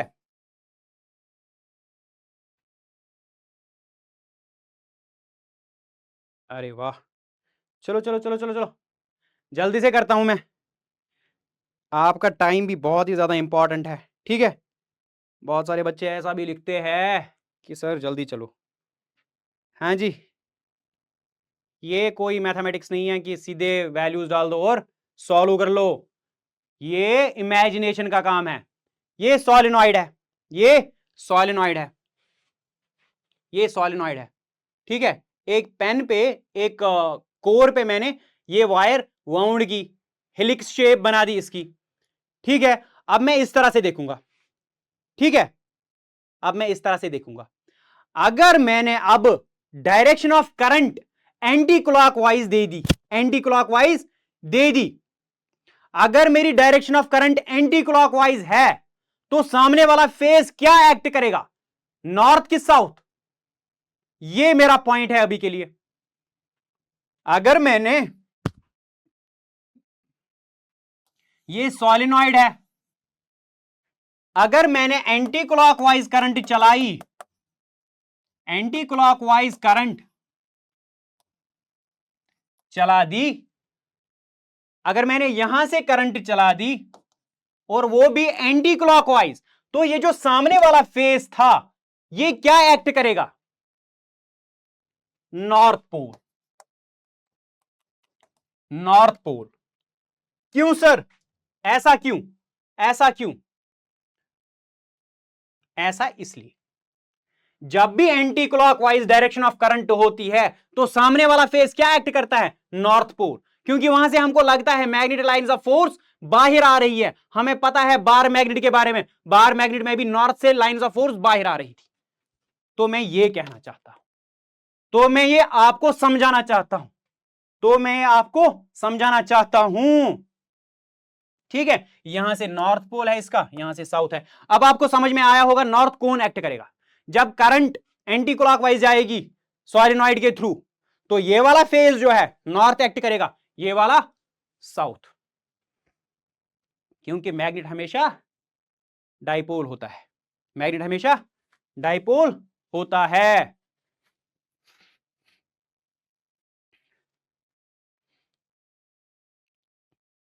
समझ आ रही है बात? क्या आपको मेरी बात समझ में आ रही है?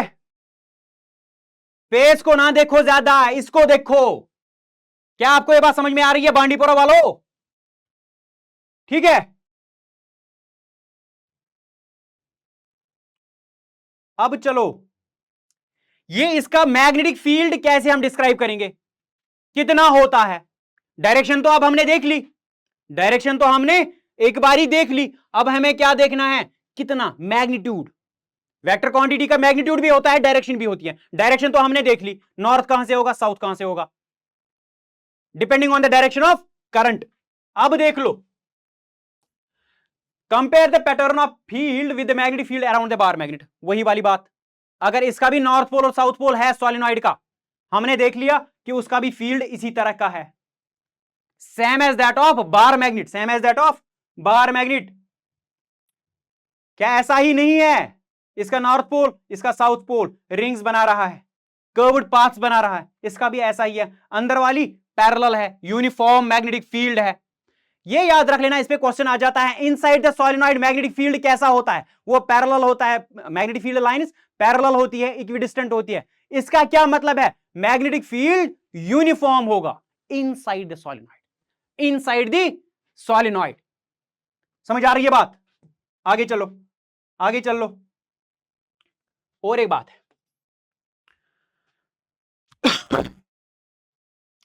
इसका जो मैग्नेटिक फील्ड है, सॉलिनॉइड का जो मैग्नेटिक फील्ड है, ये डिपेंड करता है, ये जो सॉलिनॉइड है इसका मैग्नेटिक फील्ड डिपेंड करता है करंट पे, करंट फ्लोइंग थ्रू,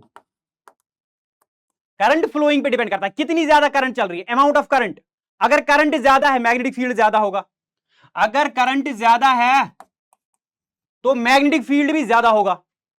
आप 1 एम्पेयर करंट चलाओगे तो कम ही मैग्नेटिक फील्ड होगा, अगर आप 3 एम्पेयर करंट चलाओगे तो ज्यादा मैग्नेटिक फील्ड होगा सॉलिनॉइड में, सॉलिनॉइड में। दूसरी बात, magnetic field number of turns per unit length पे भी डिपेंड करता है। इसको, इस बात को फिर से समझ लो, magnetic field of solenoid depends on current through it, current through the solenoid. जितनी ज्यादा करंट उतना ज्यादा मैग्नेटिक फील्ड, और ज्यादा करंट बढ़ाओगे और ज्यादा मैग्नेटिक फील्ड बढ़ जाएगा। B represents magnetic field, I represents current, पता ही है ना, ऑलरेडी याद रखना चाहिए था, ठीक है।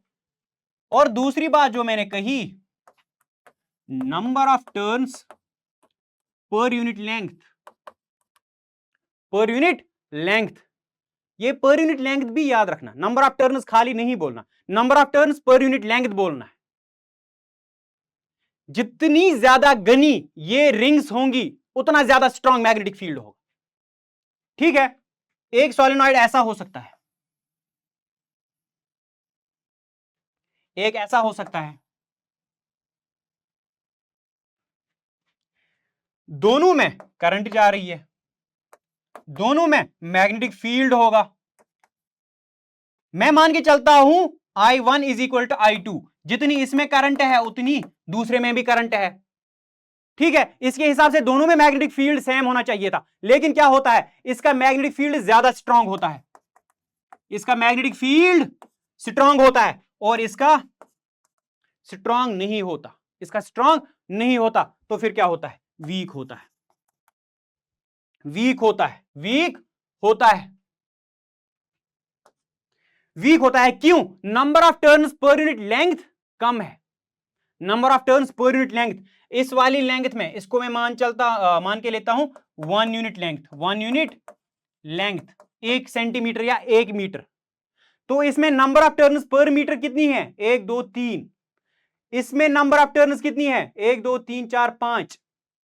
जितनी ज्यादा टर्न्स पर यूनिट लेंथ, इसका भी 1 मीटर ले लो लेंथ, इसका भी 1 मीटर मान के चल लो लेंथ।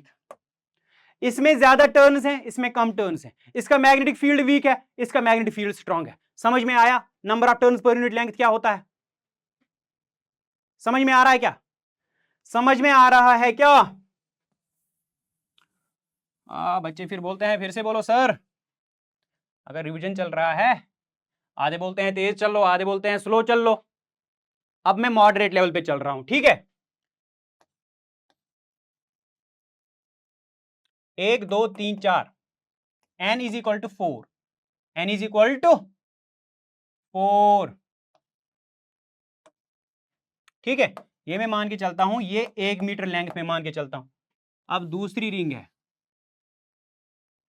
इसमें n इज इक्वल टू मान के चल लो 6, ये भी लेंथ 1 मीटर की है, इसमें भी करंट 10 एम्पेयर की है, इसमें भी करंट 10 एम्पेयर की है। समझ आ रही है बात? इन दोनों में मैग्नेटिक फील्ड क्या होगा? इसमें क्या होगा? इसमें क्या, इसमें ज्यादा होगा कि इसमें ज्यादा होगा? जिसमें ज्यादा number of turns per unit length होगा, इसमें number of turns per unit length 6 है, तो इसका मैग्नेटिक फील्ड ज्यादा होगा। इसमें कम है तो इसका मैग्नेटिक फील्ड कम होगा, ठीक है? This was the second example, same example आपको समझाने के लिए, ठीक है?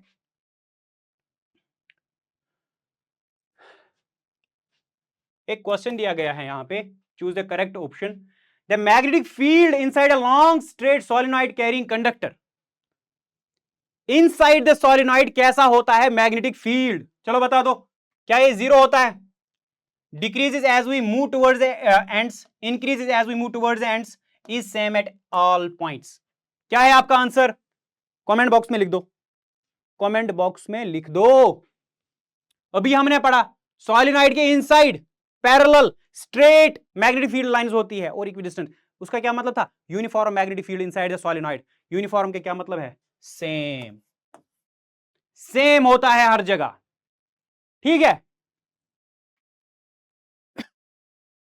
अगर आपको क्वेश्चन कोई पूछ रहा है जस्ट आउटसाइड द सोलेनॉइड कितना होता है, उसको बोल देना 0 होता है।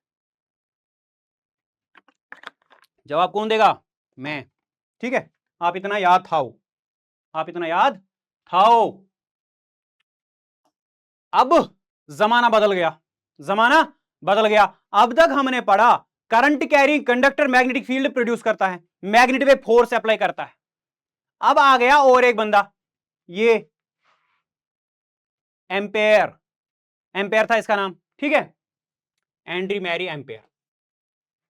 इसने सजेस्ट किया, इसने सजेस्ट किया, इसने बोला, एक बात कही, कहा कि अगर करंट कैरिंग कंडक्टर एक मैग्नेट पे फोर्स अप्लाई कर सकता है, ऐसा भी हो सकता है कि एक मैग्नेट करंट कैरिंग कंडक्टर पे भी फोर्स अप्लाई करेगा। Newton third law, to every action there is equal and opposite reaction. हैं जी? क्या आप इस बात से सहमत है? क्या मानने के लिए तैयार हो? हाँ जी सर, मानने के लिए तैयार है। अगर कोई नहीं है मत रहो, ठीक है? Magnets must also exert an equal and opposite force on a current carrying conductor. यही वाली बात इसने सजेस्ट की कि ऐसा भी होना चाहिए और इस पे एक्सपेरिमेंट्स करने लगे। अब ये हमारी तरह नहीं है पढ़ लिया और बैठ गया, अब ये जानने की कोशिश करेगा क्योंकि ये साइंटिस्ट है, हम आदमी, आम आदमी है, ठीक है? समझ में आ रही है बात? हैं जी? समझ में आ रही है बात? चलो देख लो। When a current carrying conductor is kept in a magnetic field not parallel to it, ये याद रख लेना, not parallel to it। क्यों? इसके बाद में इस पे भी आ जाऊंगा। फोर्स एक्ट्स ऑन इट, इस पे भी एक फोर्स एक्ट होता है, ठीक है? देख लो, मत देख लो, अभी मत देख लो। हैं जी? हैं जी बच्चों? ये देख लो, मैं कुछ बनाने जा रहा हूं।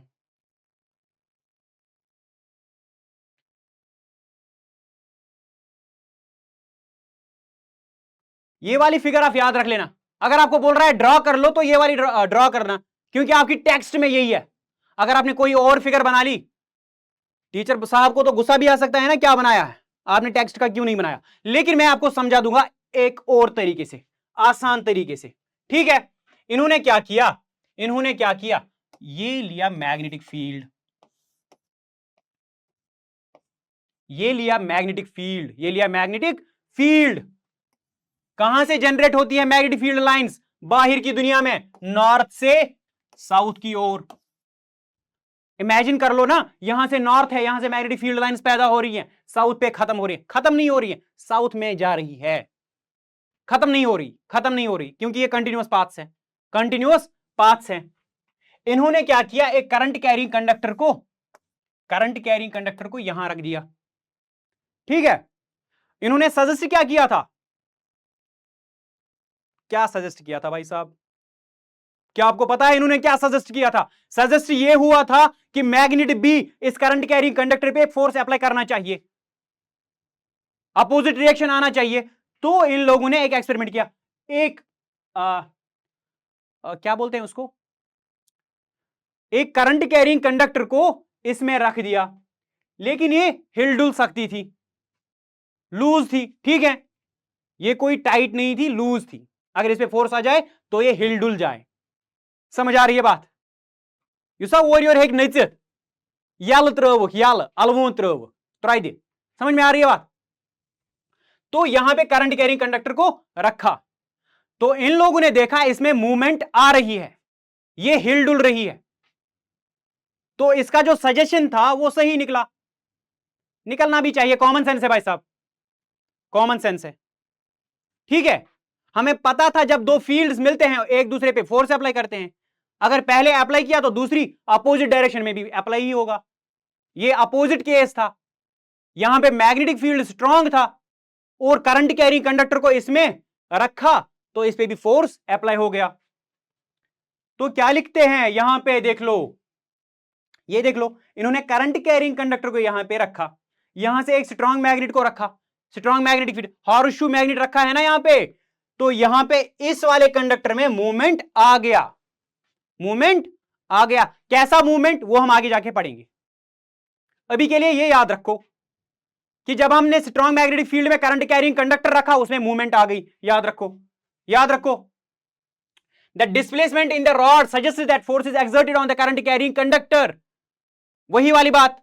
ठीक है, it also suggest that the direction of force is also reverse when the, ये जो मूवमेंट था इस रॉड में, इस करंट कैरिंग कंडक्टर में जो मूवमेंट था, अगर एक बारी दाईं साइड चला गया, अगर हमने डायरेक्शन ऑफ करंट अब चेंज की तो बाईं साइड आ रहा है, तो डायरेक्शन ऑफ करंट पे भी movement of the conductor depend है, अच्छे से समझेंगे आगे जाके। ठीक है, अभी याद रखो।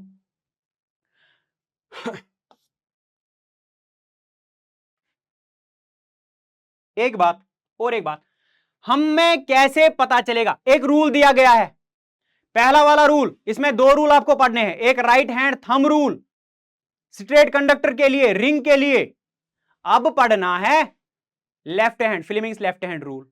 दो रूल याद रख लेना, हमारे टाइम में बहुत कुछ पढ़ाया करते थे, आपके लिए थोड़ा सा कम है अब, लेकिन अच्छा मटेरियल है। ठीक है, अगर आपको इतना भी समझ में आ गया, ठीक है, अटेंशन समझिए मजार बात छू। ठीक है, याद रखो, फ्लेमिंग्स लेफ्ट हैंड रूल क्या कहता है, ये किस लिए है, डायरेक्शन ऑफ मूवमेंट, ये जो इस कंडक्टर का मूवमेंट है ये किस ओर जा रहा है, ये कहां की ओर जा रहा है, इसलिए हमको दिया गया फ्लेमिंग्स लेफ्ट हैंड रूल।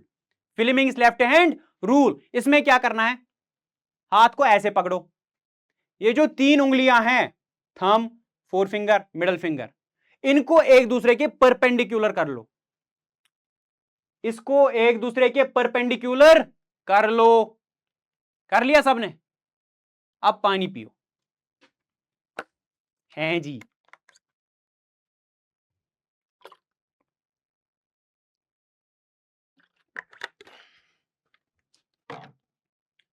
आई like water like Daud sir. ठीक है, ये हो गया लेफ्ट हैंड, इसकी ये जो तीन उंगलियां हैं, thumb, four finger and middle finger, एक दूसरे के परपेंडिकुलर रखना है।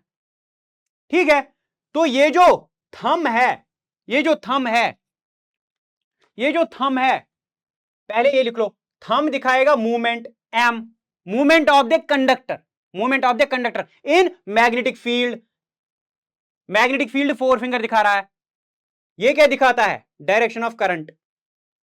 एम एम ए होता है, हम एम एम आई पढ़ेंगे। Movement of conductor, magnetic field, direction of current. क्या कहना चाहते हो सर? मैं यही कहना चाहता हूं। ये देख लो, मैग्नेटिक फील्ड इसने दिखाया है, ये नॉर्थ पोल, ये साउथ पोल, नॉर्थ से साउथ की ओर मैग्नेटिक लाइंस ऑफ फोर्स जा रही है। ये जो कंडक्टर है, इसका जो डायरेक्शन ऑफ करंट है वो आउटसाइड है, आपकी ओर, outside the board, out of the board. Imagine करना है 3D में, ठीक है? तो डायरेक्शन ऑफ मूवमेंट, ये कंडक्टर कहां की ओर चला जाएगा, इस पे फोर्स किसकी ओर चला जाएगा, ये दिखाता है डायरेक्शन ऑफ थंब, ऊपर की ओर। ठीक है, ठीक है, हां, ये है, ये है। मान के चल लो यहां से यहां मैग्नेटिक फील्ड है, यहां से यहां मैग्नेटिक फील्ड है, डायरेक्शन ऑफ करंट ये है, ये मैंने प्लग इन किया यहां की ओर, डायरेक्शन ऑफ करंट तो बाहर की होगी ना। अब direction of current middle finger से जो दिखता है, ठीक है? अब हमने इसको बहुत ही धीरे से, धीमे से पकड़ा है, ये हिल डुल सकता है। जो ही हमने इसको छोड़ा, मैग्नेटिक फील्ड अप्लाई किया, करंट चली, तो इस पे जो मूवमेंट आएगी वो ऊपर की ओर आ जाएगी, towards the thumb, thumb in the direction of movement. समझ में आ रही है बात? यहां चली जाएगी, ठीक है? समझ में आ रही है बात? समझ में आ रही है बात? अरे भाई साहब, भाई साहब, आपको ये बात समझ में आ रही है? चलो देख लो क्या लिखा है यहां पे। Stretch the four finger, middle finger and the thumb of your left hand mutually perpendicular to each other as shown in the figure. तीनों को परपेंडिकुलर रखना है, तीनों को परपेंडिकुलर रखना है। If the four finger indicates the direction of magnetic field, magnetic field कौन दिखाएगा? फोर फिंगर, ठीक चा, ठीक चा। And the middle finger indicates the direction of current, ये जो मिडल फिंगर है in the direction of current होगी, ये डायरेक्शन ऑफ करंट दिखाएगी, ठीक है? और ये जो थंब है ये डायरेक्शन ऑफ मूवमेंट दिखाएगा, फोर्स की डायरेक्शन दिखाएगा, फोर्स की डायरेक्शन दिखाएगा, कंडक्टर किसकी ओर भाग जाएगा। समझ आ रही है बात? समझ आ रही है बात? ये अब याद रख लेना एक बात, कि ये वाला जो प्रोसेस है मैग्नेटिक फील्ड में कंडक्टर का मूवमेंट, ये कहां कहां हम यूज कर सकते हैं, देख लो। इलेक्ट्रिक मोटर में, जनरेटर में, लाउड स्पीकर्स में, माइक्रोफोन्स में, इन जगहों पे ये वाला प्रोसेस होता है। मोटर और जनरेटर पहले पहल पढ़ाया करते थे 10th क्लास में, आपके लिए नहीं है सिलेबस में, लेकिन आपको एप्लीकेशन याद रखनी होगी, क्योंकि पॉसिबल है कि वहां से एक एमसीक्यू आ सकता है कि ये वाली प्रोसेस है, movement of the conductor in the magnetic field, ये हम कहां यूज कर सकते हैं? मोटर जनरेटर, याद रख लेना, ठीक है? ठीक है ना बच्चों? हाँ, और एक बात याद रख लेना, ठीक है?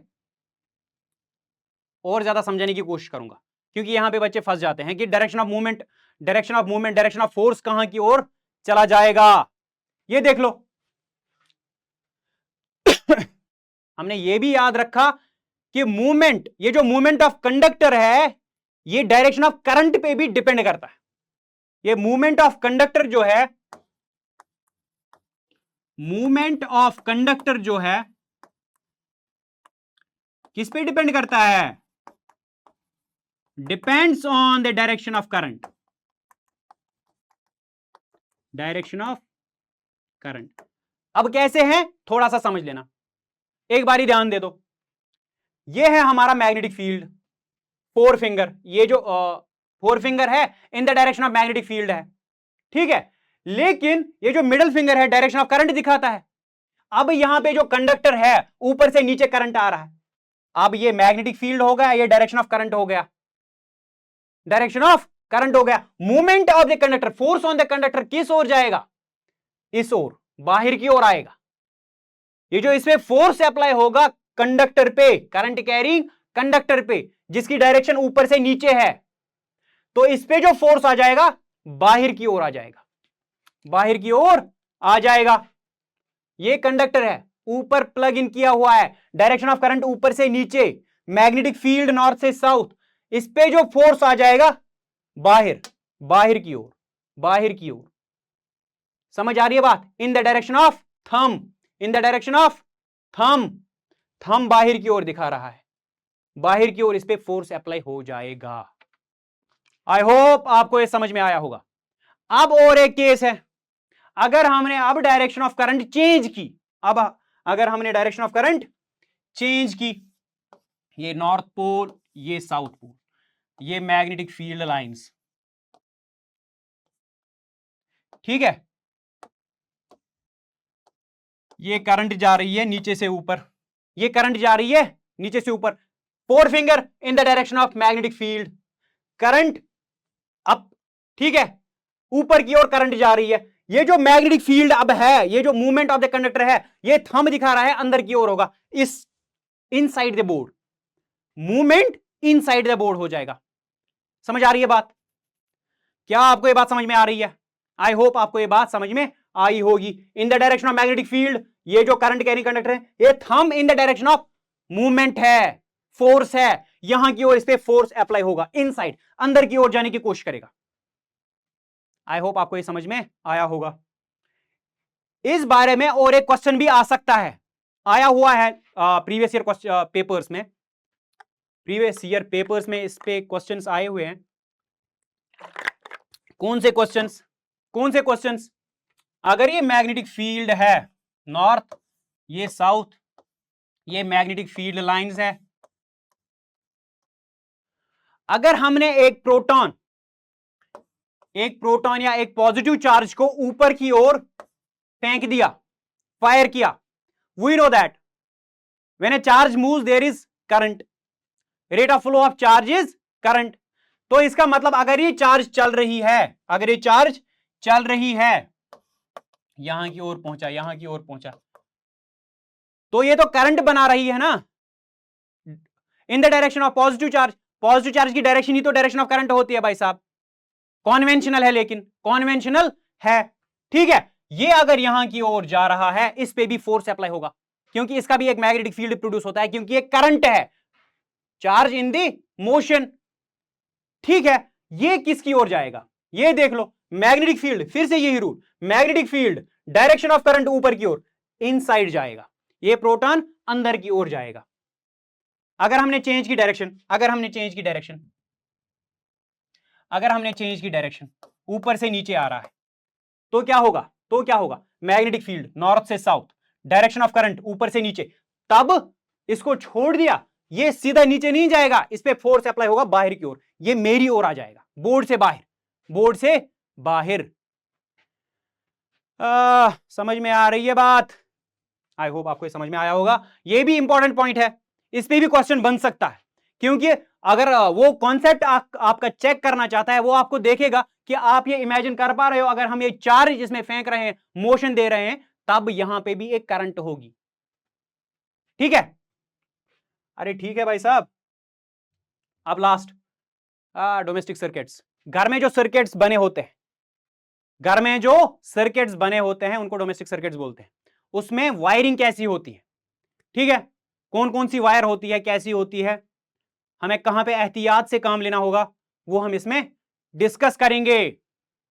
चलो देखो, यहां पे मैंने दिखाया है, मैंने नहीं दिखाया, आपकी टेक्स्ट में भी यही इमेज है, आई थिंक, ठीक है।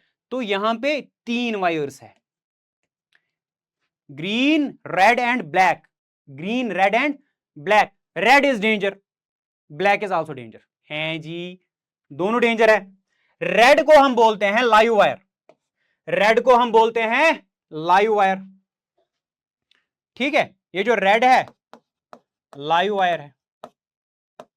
क्या मतलब है इसका?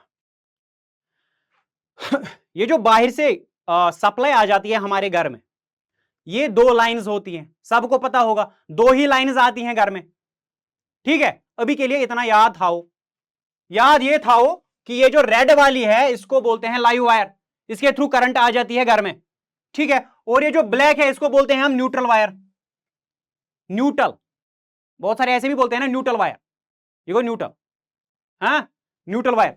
ये रेड वाली वायर हमारे घर में करंट लेके आती है। समझ आ रही है बात? समझ आ रही है बात? आगे इसमें क्या दिखाया है, ये फ्यूज है, ये फ्यूज लगे हैं यहां पे, हमने दो रखे हैं यहां पे, एक 5 एंपियर का, एक 15 एंपियर का। ये हम मान के चलते हैं घर में दो टाइप्स ऑफ फ्यूजेस होते हैं, एक 5 एंपियर का, एक 15 एंपियर का। 5 वाला किसके लिए? छोटी छोटी चीजों के लिए, टीवी होता है, मोबाइल फोन्स, बल्ब्स, जो भी छोटी छोटी चीजें हैं जिनमें कम पावर कंजप्शन होती है, कम एनर्जी कंजप्शन होती है, उसके लिए 5 एंपियर वाला फ्यूज।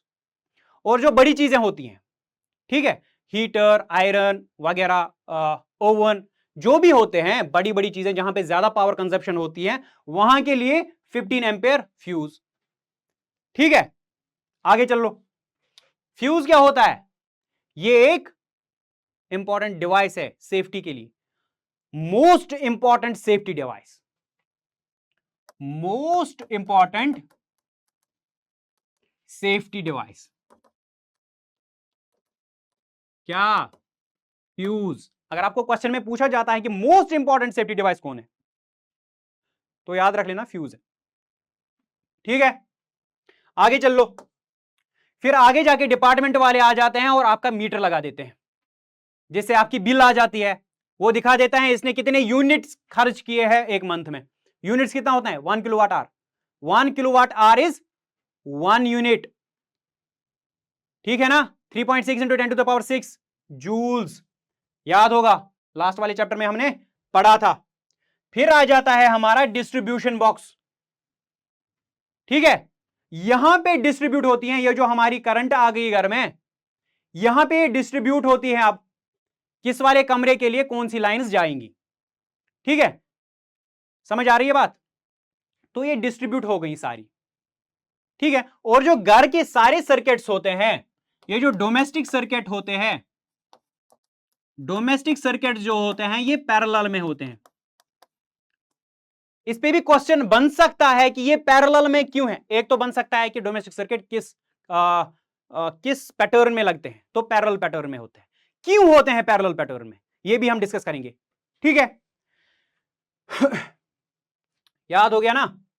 अब होगी बात इस वाली लाइन की, ग्रीन वायर। ये तो बाहर से नहीं आती, ये तीसरी वायर है कोई, ये तो बाहर से नहीं आई सर, कैसे आ गई? पहले देख लो, ब्लैक वायर होती है, न्यूट्रल वायर।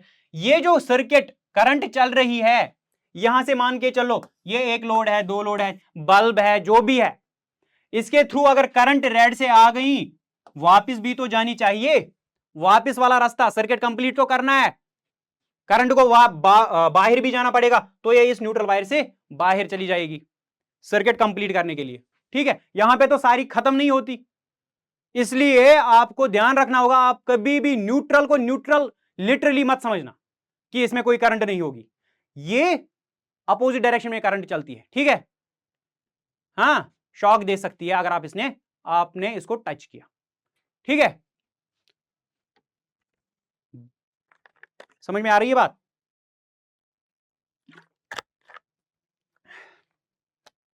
ब्लैक वाली वायर सर्किट को कंप्लीट करने के लिए होती है, न्यूट्रल वायर। ठीक है, अब आ रही है बात इस ग्रीन वाली वायर की, अर्थ वायर बोलते हैं इसको, अर्थ वायर बोलते हैं इसको, अर्थ वायर। अर्थ वायर का काम क्या होता है? जो भी हमारे घर में बड़े डिवाइसेस होते हैं, मेटालिक सरफेसेस जो भी होती हैं, मेटालिक सरफेस वाली जो भी अप्लायंसेस होती है, उनमें ये ज्यादातर होती है। और जो भी बड़ी बड़ी मशीन्स अप्लायंसेस होते हैं, उनमें तीसरी प्लग भी होती है, तीसरी पिन, तीसरी प्लग नहीं, तीसरी पिन होती है मेल सॉकेट में। तो क्या होता है कि ये तीसरी वाली अर्थिंग के लिए होती है। ये जो मेटालिक बॉडी होती है अप्लायंसेस की, ये जो मेटालिक बॉडी होती है, ये जो मेटालिक बॉडी होती है अप्लायंसेस की, ये कनेक्टेड होती है अर्थिंग वायर के साथ, अर्थ वायर के साथ। अगर कभी कभार ऐसा हुआ अंदर से कोई जो वायर है इसकी इंसुलेशन उठ गई और वो बॉडी के साथ टच हो गई, जो ही आप इस बॉडी को टच करोगे आपको शॉक लगेगा। It can be disastrous, it can be dangerous. तो क्या होता है, इस अर्थ वायर जो कनेक्टेड होती है बॉडी के साथ, ये फिर चली जाती है जब हम घर का सर्किट बनाते हैं। इस पे ध्यान दीजिएगा, घर में सबके है कि नहीं, तो ये एक वायर होती है जो हम डीप डिग करके अर्थ में डाल देते हैं, inside the earth. Inside the, हम एक मेटल प्लेट लेते हैं, इसको वायर के साथ कनेक्ट करो और जमीन के अंदर धंसा दो, जमीन के अंदर इसको दबा दो, ठीक है। तो हमें पता है अर्थ का पोटेंशियल जो है, अर्थ का पोटेंशियल जो है वो 0 वोल्ट पे हमेशा होता है, 0 वोल्ट पे हमेशा होता है। अगर यहां से खुदा ना खास्ता ये मेटल बॉडी का जो है, अगर यहां से करंट चली गई, मेटल बॉडी में करंट चली गई, शॉर्ट सर्किट हो गया या कुछ और हो गया, इंसुलेशन उड़ गई अंदर किसी वायर की और वो बॉडी के साथ टच हो गई, मेटल बॉडी के साथ टच हो गई, तो वो वाली करंट इस अर्थ वायर के थ्रू अर्थ में जाएगी, अर्थ में जाएगी, जमीन में चली जाएगी, क्योंकि जमीन का पोटेंशियल 0 है और हम शॉक से बच सकते हैं। अगर ये अर्थिंग वायर नहीं है, अगर आपके घर में अर्थिंग नहीं की गई है, तो ये सारी करंट आपके थ्रू चली जाएगी और सर्किट कंप्लीट करेगी, तो आपको छोड़ेगी नहीं, छोड़ूंगा नहीं। समझ में आ रही है बात? क्या आपको ये बात समझ में आ रही है? क्या आपको ये बात समझ में आ रही है? ये एक अप्लायंसेस है, इसकी मेटल बॉडी है, मेटल बॉडी है, यहां पे एक वायर की इंसुलेशन उड़ गई और वो इन कांटेक्ट इस मेटल बॉडी के आ गई, लेकिन इसमें क्या था, इसमें 3 पिंस था, एक अर्थ थी, अर्थिंग वायर भी थी, अर्थिंग वायर के थ्रू ये सारी करंट, ये जो अर्थ में डिप की गई थी मेटल प्लेट के साथ, वहां चली गई और हम बच गए। समझ में आ रही है बात? इतना याद रखो, इतना याद रखो, ठीक है। अब डोमेस्टिक सर्किट के बारे में जो भी थियरी है वो यही है। और एक बात यहां पे जान लो कि इन दोनों के दरमियान, इन दोनों के दरमियान लाइव वायर और न्यूट्रल वायर के दरमियान जो पोटेंशियल डिफरेंस होता है वो हमेशा 220 वोल्ट्स होता है, 220 वोल्ट्स। तभी हम बोलते हैं कि जो घर में डोमेस्टिक सर्किट्स में हमारी जो सप्लाई होती है वो 220 वोल्ट्स होती है और उसकी फ्रीक्वेंसी कितनी होती है, 50 हर्ट्ज, 50 हर्ट्ज। समझ में आ रही है बात? समझ में आ रही है बात? कौन कौन सी वायर, रेड लाइव होती है, ब्लैक न्यूट्रल होती है और ग्रीन अर्थ वायर होती है, ठीक है। एसी इलेक्ट्रिक पावर आती है, AC current, alternating current, DC power नहीं आती बाहर से, डीसी करंट नहीं आती, अल्टरनेटिंग करंट आती है, 220 वोल्ट की होती है और 50 हर्ट्ज की होती है। आगे जाके आप समझ लेना, 12th क्लास में अच्छे से पढ़ेंगे, बड़ी डिटेल में पढ़ेंगे, लेकिन अभी याद रख लेना। लाइव वायर रेड इंसुलेशन की वजह से होती है, लाइव वायर तो कंडक्टर होती है, अच्छी कॉपर वायर होती है, लेकिन रेड बाहर से इंसुलेशन होती है। ये आई होप ये आपने समझ लिया होगा, इंसुलेशन की बात हो रही थी, रेड ग्रीन ब्लैक, ये इंसुलेशन की वजह से। The other one is black insulation which is neutral wire, the potential difference between the two is 220। Black और रेड में कितना डिफरेंस, पोटेंशियल डिफरेंस होता है 220 वोल्ट्स, ठीक है। The third is earth wire, green insulation जिसकी होती है, connected to metallic body deep inside the earth, it is used for the safety measure। तो मैंने सेफ्टी के लिए दूसरा पॉइंट ये बोल दिया, सेफ्टी के लिए एक तो हमने फ्यूज की बात की मोस्ट इंपॉर्टेंट, और दूसरा अर्थ वायर। तो सेफ्टी के लिए हमने दो बातें की, दो पॉइंट्स पढ़े अभी तक, एक तो फ्यूज, एक तो अर्थ वायर। लेकिन अगर आपको क्वेश्चन में आ जाता है कि मोस्ट इंपॉर्टेंट सेफ्टी डिवाइस कौन सा होता है, तो वहां पे आप लिखिएगा फ्यूज, वहां पे आप लिखिएगा फ्यूज। अगर दोनों होगा वहां पे, अगर फ्यूज का भी ऑप्शन है, अर्थ वायर का भी ऑप्शन है, तो वहां पे फ्यूज आंसर बन जाएगा, ठीक है। तो इसका काम क्या है, लीकेज करंट को अर्थ में ले जाना, ठीक है, और हमें शॉक से बचाना। ये लिखा है, fuse is the most important safety device, most important safety device जो हमको शॉक, फॉर एग्जांपल शॉक नहीं, फ्यूज के बारे में थोड़ा सा पढ़ते हैं, फ्यूज के बारे में थोड़ा सा याद रखो। फ्यूज होता है एक कंडक्टर, ये एक अच्छा कंडक्टर होता है, ये एक अच्छा कंडक्टर होता है, इसका लो मेल्टिंग पॉइंट होता है, लो मेल्टिंग पॉइंट। ये एक सेफ्टी डिवाइस होता है, ये एक सेफ्टी डिवाइस होता है। समझ में आ रही है बात? ये हमेशा सीरीज में होता है, सीरीज कनेक्शन, जैसा हमने पढ़ा था वहां पे रजिस्टर्स में, सीरीज कनेक्शन कैसे होते हैं, पैरेलल कनेक्शन कैसे होते हैं, लेकिन ये जो फ्यूज है हमेशा सीरीज में होता है। एक्चुअल में क्या होता है, अगर कभी कभार शॉर्ट सर्किट होता है घर में, खुदा ना खास्ता, और अब सबको बचाए, अगर कहीं पे शॉर्ट सर्किट हो जाता है, शॉर्ट सर्किट क्या मतलब है, शॉर्ट सर्किट का मतलब यह है, ये देख लो, शॉर्ट सर्किट होता है अगर ये ब्लैक वायर और रेड वायर आपस में मिल जाएंगी, ये अगर आपस में मिल गई तो हम बोल देते हैं शॉर्ट सर्किट हो गया। कभी कभार क्या होता है, ये जो इंसुलेशन होती है वायर्स की, ये जल जाती हैं या किसी तरीके से कट जाती हैं, तो ये दोनों वायर्स एक दूसरे के कांटेक्ट में आ जाती हैं, तब हम बोलेंगे वहां पे शॉर्ट सर्किट हो गया है। शॉर्ट सर्किट में होता क्या है, करंट बहुत ज्यादा बढ़ जाती है, करंट बहुत ही ज्यादा बढ़ जाती है, यह याद रख लेना। शॉर्ट सर्किट में करंट इंफिनिटी हो जाती है, कितनी इंफिनिटी हो जाती है, नियरली इंफिनिटी हम बोल सकते हैं। रेजिस्टेंस रहती है अपनी वायर की, एक रेजिस्टेंस होती है, लेकिन वो बहुत कम होती है क्योंकि हम कॉपर यूज करते हैं, कॉपर की रेजिस्टिविटी या रेजिस्टेंस बहुत ही कम होती है। इसका क्या मतलब, करंट बहुत ज्यादा बढ़ना, हमने पढ़ा था sir H is equal to I square R T. अगर करंट ही इंफिनिटी हो गई, अगर करंट ही इंफिनिटी हो गई तो हीटिंग इफेक्ट पैदा हो जा रहा है, और वो भी बहुत ज्यादा। अगर हीटिंग इफेक्ट बहुत ज्यादा हो रहा है तो आग लग जाती है, तो आग लग जाती है, इसलिए आपको बहुत ही ख्याल रखना पड़ेगा। ठीक है, जो रेटिंग्स होती है एक वायर की, एक वायर की रेटिंग्स होती है, अगर एक वायर की रेटिंग्स होती है, रेटिंग्स का क्या मतलब, अगर एक वायर 10 एंपियर की करंट चला पाएगी, अगर एक वायर 10 एंपियर की करंट चला पाएगी और आप उसको दे रहे हैं 20 एंपियर का डिमांड, ठीक है, आप इसको डिमांड कर रहे हैं, नहीं आप मुझे 20 एंपियर दे दो, तो ओवरलोड हो जाएगा, बर्दाश्त नहीं होगा इस वायर को, तब जाके हीटिंग इफेक्ट बढ़ जा रहा है, तब जाके इंसुलेशन जल जाएंगी, इंसुलेशन जल गई तो शॉर्ट सर्किट, शॉर्ट सर्किट हो गया तो immense increase in the heat, जिसका मतलब आग लग जाएगी। समझ आ रही है बात। अगर ऐसा कुछ हो रहा है, अगर शॉर्ट सर्किट हो रहा है, तो हमने सीरीज में फ्यूज लगा दिया है। अगर हीटिंग इफेक्ट बढ़ रहा है, अगर हीटिंग इफेक्ट बढ़ रहा है, ये फ्यूज जल जाएगा,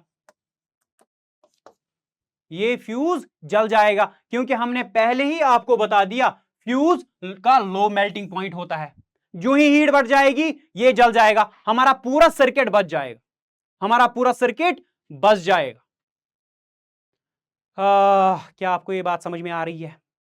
एक एक करके मैंने सारे पॉइंट्स को डिस्कस किया आपके साथ, एक बारी फिर से सुन लेना कि मैंने क्या कहने की कोशिश की, क्या समझाने की कोशिश की, ये बहुत ज्यादा इंपॉर्टेंट है। अगर आप 10th क्लास के बच्चे हैं तो आपको घर का सब कुछ समझ में आना चाहिए कि सर्किट्स में क्या चल रहा है, तब जाके आपको मजा आ जाएगा फिजिक्स पढ़ने में। ठीक है, चेहरा नहीं देखना, कंटेंट देखना है, आपको अंडरस्टैंडिंग बढ़ानी पड़ेगी, आपको अंडरस्टैंडिंग बढ़ानी पड़ेगी। अगर आप घर में जा रहे हो तो आपको पता होना चाहिए ये कौन सी वायर जा रही है, ये रेड वायर है, ये ग्रीन, ये ब्लैक है, तो क्या हमारे घर में अर्थिंग है, क्या हमारे घर में फ्यूज लगा हुआ है, क्या वो सीरीज में ही है, क्या खुदा ना खास्ता अगर हमारे घर में लोड बढ़ रहा है, अभी हमारे जम्मू कश्मीर में नीड बहुत ज्यादा है, हमें पता है बहुत ज्यादा हीटिंग डिवाइसेस चलते हैं, तो लोड बढ़ता है, हमें पता होना चाहिए हमारी वायरिंग की रेटिंग क्या है, क्या वो बर्दाश्त कर सकते हैं, क्या वो रेटिंग्स है, अगर हम 10 एंपियर खर्च कर रहे हैं, अगर हमारी नीड 10 एंपियर करंट है, क्या हमारे वायर की भी रेटिंग्स 10 एंपियर है कि नहीं, आपको ये सब देखना होगा, आपको ये सब देखना होगा। ठीक है, आई होप आपको ये समझ में आया होगा। और मैंने एक बात बोली थी कि हमारे घर में ये जो कनेक्शंस होते हैं, लोड कनेक्शंस होते हैं, ये हमेशा पैरेलल में होते हैं, ये हमेशा पैरेलल में होते हैं। क्यों सर, पैरेलल में ही क्यों होते हैं, वाई ऑलवेज पैरेलल, कौन से, डोमेस्टिक सर्किट में ये जो लोड्स होते हैं ये हमेशा पैरेलल में क्यों होते हैं, इसलिए कि फॉर एग्जाम्पल यहां से इनको वोल्टेज मिल रही है, इनको यहां से वोल्टेज मिल रही है, सप्लाई मिल रही है, ये मान के चल लो। फॉर एग्जाम्पल ये वाला लोड, ये वाला खराब हो गया, ये वाला डिस्ट्रॉय हो गया किसी वजह से, बल्ब है वो जल गया, ठीक है, तो मैं मान के चलता हूं ये जल गया, ये जल गया, ये अब काम का नहीं रहा, तो इसका ये मतलब है ये जो वोल्टेज है इसके लिए भी थी, अब ये जल गया लेकिन ये वोल्टेज इस पे भी अप्लाई हो रही है, ये तो चलता रहेगा, ये भी चलता रहेगा, क्योंकि कट नहीं हुआ, पूरा सर्किट कट नहीं हुआ। अगर ऐसा होता, फॉर एग्जांपल सीरीज कनेक्शन होता, सीरीज कनेक्शन होता, अगर यहां से हमको वोल्टेज मिल रही है, अगर फॉर एग्जांपल ये जल गया, ये वाला लैंप जल गया, ये वाला बल्ब जल गया, तो क्या होगा, सर्किट ही ब्रेक हुआ ना, आगे जाके करंट नहीं चलेगी, तो ये सारा सर्किट कट हो गया, सारा सर्किट किसी काम का ही नहीं रहा। समझ में आ रही है बात? यम खानदरन पे ना माल यहां त्रावन, तुम लाइट यहां त्रावन, जोवुल यहां करन, जो शादियों पे होता है ना, वो डेकोरेशन लाइटिंग सिस्टम्स, वो सीरीज में होता है, अगर एक बल्ब उसका जल जाता है तो पूरी जो वायर होती है डिस्कनेक्ट हो जाती है, अब कोई भी बल्ब नहीं चलता। और हम क्या घर में करते हैं, हम पैरेलल कनेक्शन यूज करते हैं, अगर एक जल गया कोई मसला नहीं, दूसरा बल्ब चल रहा है, ठीक है, इसका मतलब वो पैरेलल कनेक्शन में होते हैं, ठीक है। आपको कहीं ना कहीं आइडिया मिला होगा फ्यूज भी सीरीज में क्यों होता है, फ्यूज भी सीरीज में क्यों होता है, ठीक है, अभी के लिए इतना याद रखो, ठीक है। आई होप आपको ये समझ में आया होगा, क्योंकि ये घर में भी काम में आ जाता है, ठीक है। Question, when a bar magnet is broken into two pieces, अगर हम एक बार मैग्नेट को दो पीसेस में, दो टुकड़ों में तोड़ते हैं तो क्या हो जाएगा, क्या हो जाएगा, we will have a single pole on each piece. क्या ऐसा हो सकता है, क्या ऐसा हो सकता है, क्या ऐसा हो सकता है, each piece will have a two unlike poles, two like poles, none of these. क्या हो सकता है ऑप्शन, अगर हमने एक बार मैग्नेट को तोड़ा, अगर आपको याद होगा मैंने दिखाया था आपको, अगर हम एक बार मैग्नेट को तोड़ते हैं तो दो पीसेस बन जा रहे हैं, ठीक है, इसका नॉर्थ यहां से, इसका साउथ बन जाएगा, इसका साउथ बन जाएगा, नॉर्थ बन जाएगा, ठीक है। तो मैग्नेट इज ऑलवेज डाइपोल, मसला यही है, magnet is always dipole, magnet is always dipole. समझ में आ रही है बात? तो आप जितने भी टुकड़े करो बार मैग्नेट के, हमेशा हर कोई पीस, जो भी पीस, लाखों पीस कर लो, लाखों टुकड़े कर लो, हर कोई टुकड़ा दो अनलाइक पोल्स बना के ही रहेगा, ठीक है। तो option B, two unlike poles, एक साउथ एक north, two unlike poles will be there. Next question, which of the following determine the direction of magnetic field due to current carrying conductor? एक current carrying conductor है, कौन सा rule हमें बताता है इसका मैग्नेटिक फील्ड, ठीक है, डायरेक्शन ऑफ मैग्नेटिक फील्ड कौन देता है, Faraday's law of electromagnetic induction, हमने पढ़ा ही नहीं सर, हमें पता ही नहीं है क्या होता है। फिल्मिंग्स लेफ्ट हैंड रूल, नहीं सर, वो तो डायरेक्शन ऑफ मूवमेंट देता है, direction of movement, direction of force on the current carrying conductor. Lenz's law, sir ये भी नहीं पढ़ा, हमें पता ही नहीं है क्या होता है। मैक्सवेल्स कॉर्कस्क्रू रूल बताया था वहां पे मैंने, सेकंड नेम ऑफ, नेम नहीं, वही वाला प्रोसेस होता है वहां पे भी, Maxwell's corkscrew rule, right hand thumb rule, right hand thumb rule. तो अगर ये वाला ऑप्शन होगा या ये वाला ऑप्शन होगा, दोनों एक ही है, दोनों एक ही प्रॉपर्टी को डिस्क्राइब करते हैं, ये दोनों मैग्नेटिक फील्ड का की डायरेक्शन डिस्क्राइब करते हैं, ठीक है। The intensity of a magnetic field is defined as a force experienced by a, यहां पे भी इमेजिनेशन का काम होगा और आपको मानना ही पड़ेगा, आपके लिए कोई चॉइस नहीं है। Intensity of magnetic field is defined as the force experienced by a standard compass, unit positive charge, unit negative charge, unit north pole। तो हमारे पास चार ऑप्शंस हैं। क्या intensity of magnetic field charge के साथ कोई संबंध है इसका? चार्ज के साथ तब संबंध होगा जब चार्ज मोशन में होगा, तब जाके चार्ज का अपना मैग्नेटिक फील्ड होगा। अगर चार्ज रुकी हुई है तब उसका इलेक्ट्रिक फील्ड हो सकता है, ना कि मैग्नेटिक फील्ड। तो चार्ज का मसला खत्म, चार्ज हो ही नहीं सकता। स्टैंडर्ड कंपास, नहीं सर, स्टैंडर्ड कंपास नहीं हो सकता। तो इसका आंसर है यूनिट नॉर्थ पोल। अगर हम एक मैग्नेटिक फील्ड में यूनिट नॉर्थ पोल को लेके छोड़ेंगे तो वो हमें बताएगा इंटेंसिटी। क्या बोलेगा? Magnitude, intensity of magnetic field बता देगा। क्या sir unit north pole exist करता है? नहीं करता, लेकिन हम इमेजिन करते हैं, हम मान के चलते हैं कि चलो एक बारी मान के लो, इमेजिन कर लो कि नॉर्थ पोल है, अकेला है, उस पर कितना फोर्स, कितना इंटेंस फोर्स आ जाएगा एक मैग्नेटिक फील्ड में, वही हमको बताएगा मैग्नेटिक फील्ड इंटेंसिटी। तो यूनिट नॉर्थ पोल आपको याद रखना पड़ेगा, कोई चॉइस नहीं है आपके पास। ठीक है, इमेजिन करना पड़ेगा कि मैग्नेट का एक यूनिट नॉर्थ पोल हम यहां पे ले रहे हैं, जबकि वो फिजिकली एग्जिस्ट नहीं करता। ठीक है, magnitude of magnetic field around a current carrying conductor is at a point is, ये हमको रिलेशन समझाने की कोशिश कर रहा है। ठीक है, magnetic field around a current carrying conductor at a point is directly proportional to the intensity of electric current. ठीक है, inversely proportional to the distance from the conductor, directly proportional to the distance from the conductor. कौन सा है? इसका answer क्या बन जाएगा? मैंने वहां पे ये जब हमने पढ़ा था बहुत ज्यादा स्ट्रेस दिया था। ठीक है, ये जो मैग्नेटिक फील्ड था ये करंट के भी डायरेक्टली प्रोपोर्शनल था, जितना करंट बढ़ रहा था उतना मैग्नेटिक फील्ड बढ़ रहा था, और जितना ये करंट कैरी कंडक्टर से दूर हो रहा था उतना फील्ड कम हो रहा था, इनवर्सली प्रोपोर्शनल। तो बोथ ए एंड बी इसका आंसर बन जा रहा है।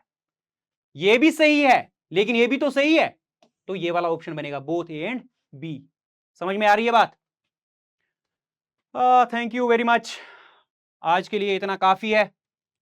बने रहिए हमारे साथ जेके बोस वाला के साथ, तो अगर कोई भी डाउट है उसको सॉल्व किया जाएगा। ठीक है, तो अच्छे अच्छे कमेंट कीजिए, कहाँ से हैं आप, जुड़े जुड़े रहिए हमारे साथ। तो मिलते हैं नेक्स्ट क्या और किसी क्लास में और किसी डाउट के साथ, PYQs के साथ। तब तक के लिए गुड बाय।